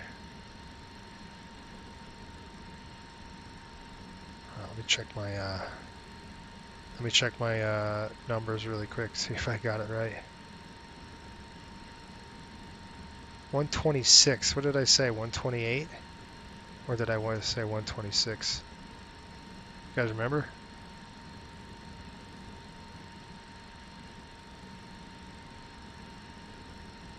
$128. I gotta change that. Revoke parking services. We're gonna go 126. It's behind us. I know it. I was gonna say I missed it. 126. We're gonna go regular parking. Hold on. Dang it. 126.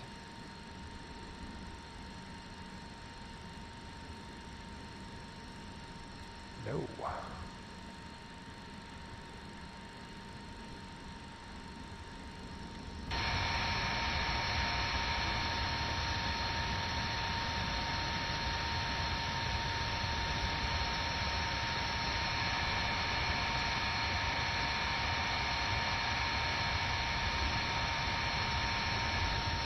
Guys, see anything?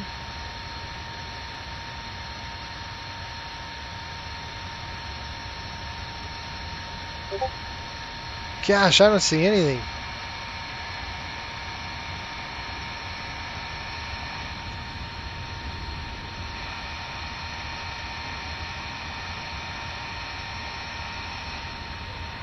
Should be 126. Yeah, where is it, Sean?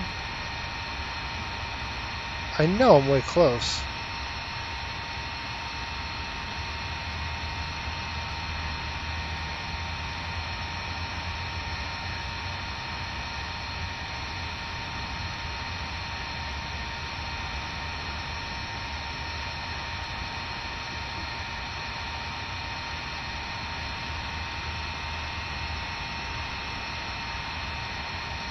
Okay, let's try to get it in here.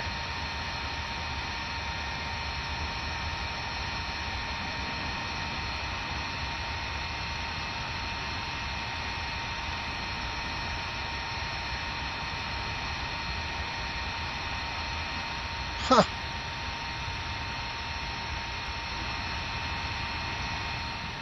Okay, I'm entering the ramp now.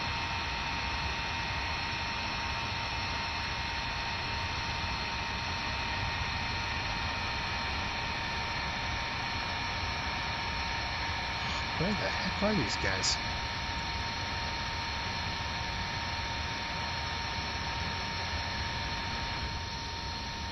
A little more to the right.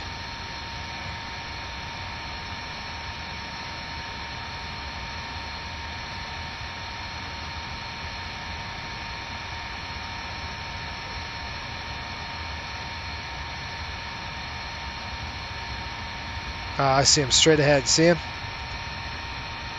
Alright, where's my wing walker now? Alright, where are you?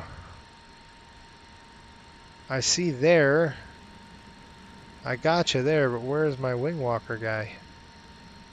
Anybody?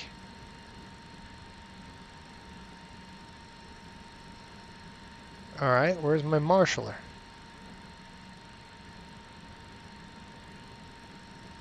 Where's the dude?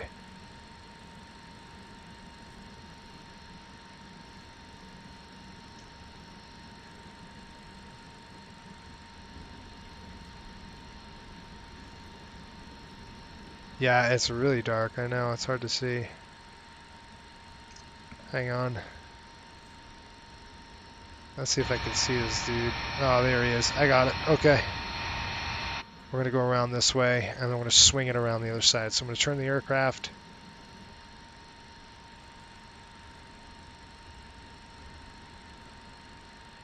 Okay, I'm going to hold out right here. Push the throttle up. Turn the airplane now. Throttle down. We're going to be a really like a jackknife turn. This is going to be wicked.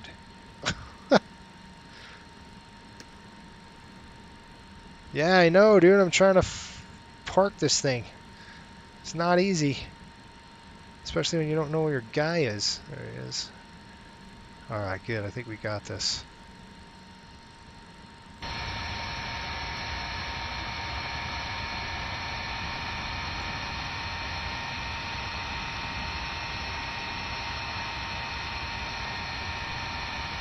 That's good enough.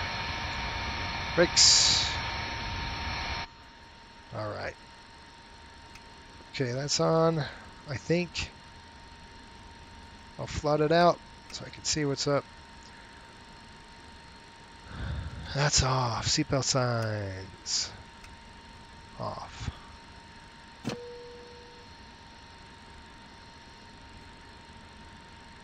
Alright, give me a light. Flood the cockpit, please. That's not it. That's it. Alright, welcome. We made it. Let's go ahead and deplane them. Let's ask for deplaning.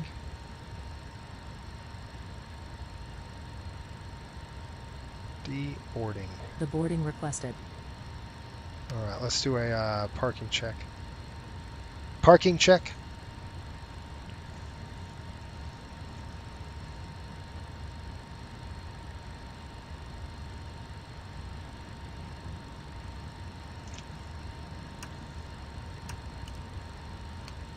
Passengers bus is coming. Parking brakes. Set. Set.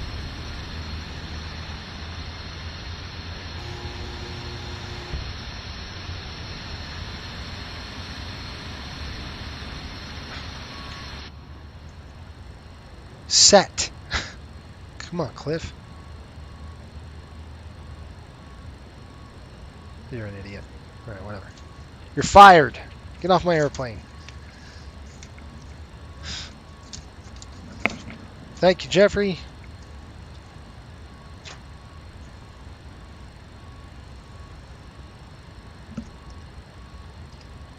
Alright. Cliff is gonzo. We're going to get rid of him. He's out of here. I'm going to go into our ACARS program. We're going to go ahead and click File the flight. Let's get paid for it. Alright, we just got paid for that. So we're done. I'll write our times in and everything else. And I'll let you guys go outside. Crew bus is on its way. I'm going to go ahead and drop the stairs. And get that in there. What time is it, folks? Not too bad. It's late. That's kind of what you do on these flights. You got to work the backside of the moon sometimes, and this is it.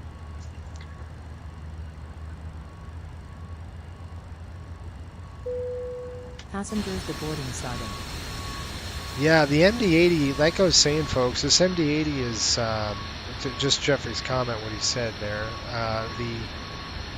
The MD-80 is definitely different when it comes to the pitch and trim relationship. It's not like a 737 where the 737 is hydraulically controlled. But you have cables and pulleys, but they're actually moved by hydraulic actuators. The MD-80 is not like that. The MD-80 is not like that at all. Matter of fact, it's controlled by a trim. So I don't know if you can see it on the wing here, but you can see I can move the aileron. You see how that trim tab moves up? Well, in this particular case, aerodynamic forces, once I pull the trim tab up, push the aileron down. Like right now I'm going to turn the aircraft over to the right. Okay. Well, if we do that, we turn the airplane to the right, what wing, for turning the aileron right, what aileron should be up? Yeah, you guessed it, right? It should be the right wing, right? That's the right wing. So, but if I turn to the right now, look at my yoke. See what the trim tab is? It's opposite. See, MD-80 is so flippin' weird. Look, see that? See how that trim tab, I don't know if you can folks see it in the sim, but if you can see the trim tab on the aileron, it actually moves the trim tab the opposite direction if you want to turn, because what it's going to do is push the aileron with aerodynamic forces down. So it's opposite. Okay, so it pushes the aileron down with aerodynamic forces, and that wing over there pushes it up. So it does turn to the right. It's so weird, but that's how the MD-80 is, because there's no hydraulic control.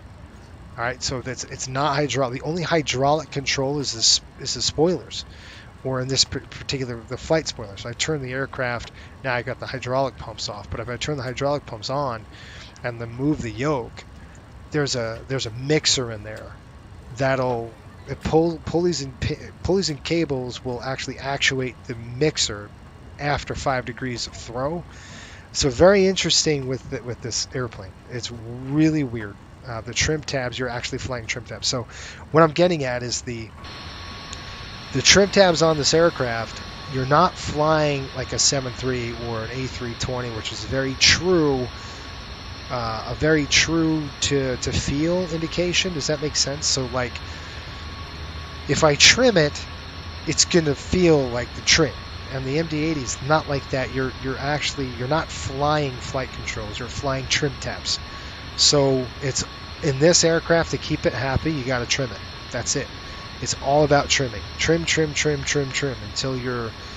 until it's and it's a delay. It's like a 1.5 second delay on the trim. So you got to get it right. You trim, let it go. See what it's doing, right? And then trim it back. Again, tap it and wait a second or two.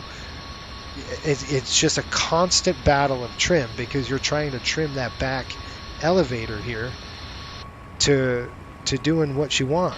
And I'm trying to get you a view of that elevator. Same with the elevator here. You see the elevator tabs? Look at all those tabs, and they're, to make it matters worse, they're split. Now I can't move anything because of the hydraulics are not, but it's all about trim. See, if I trim, that's the complete stabilizer gonna move on us. But anyway, yeah. When you show neutral trim, that was a good demonstration. That will help simmers understand the importance of trim. LA stable traffic, approach. Yeah, Frontier exactly. 556, landing up on 01 right. Especially on the MD-80. That's what I'm trying to say. I guess my point and what I'm trying to make traffic, is Southwest 612, crossing runway 8 left at Delta. Houston now. What I'm saying is that the trim relationship on this aircraft is really important to get the trim right. It's not so much in a 7.3. Yes, it's important. Every aircraft is important to get trim, but in the 737, it's not as imperative as it is in the MD-80. If you want to fly the MD-80 right, you've got to trim this aircraft out. That's it. I mean, that's what I was trying to say, I guess. It's all about the trim relationship and power. So I'm going to take a picture right there. That's pretty cool. And I'm going to write down, I forgot to write down my fuel numbers really quick. Let's jump back in the flight deck. Let's write down our fuel numbers. And we're going to call this thing good. I'm going to shut it down and we're out of here. All right, so fuel numbers are 4050. Thank you, by the way, Sean, for helping us. Everybody thank Sean for a cool menu, good eating, good parking facilities that we have. That's all Sean's doing. He configures this entire thing before I even fly. So kudos to Sean for doing that. All right, I'm going to go ahead and throw this to the EPU. I'm going to shut it down. Do you want to deboard crew? Yes, I do. I want to get out of here. Crew, everyone, both. Let's get out of this airplane. Okay, I'm going to go ahead and then turn this to the off position. Okay, we're going to go ahead and throw this to the off position. We're going to go ahead and turn this to the off position. You're going to hear tonk. to close that and that. And that and that. We'll get it closed up, and then we'll go ahead and shut the power off as the APU starts to spool down on us. Just turned it off. Battery's coming off. Yeah, I know. Continue, and then the last thing that we're going to do, come outside of the aircraft. That's it. I'm going to take some pictures.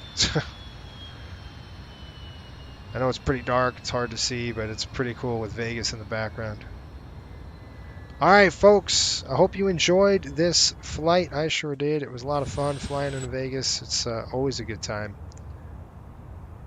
I know the airport well. I used to be based out of here. So,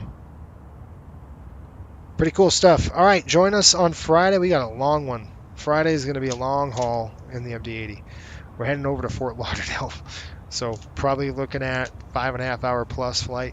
We'll start at 6:30 Mountain, so we'll go from there.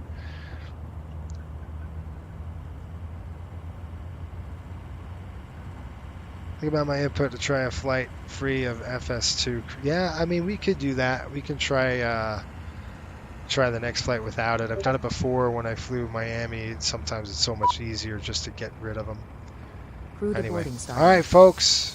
You guys have a great night. Thanks for watching. Again, if you're new, subscribe. And until next time, keep the blue side up and the black side down. We will see you on Friday night. Ciao.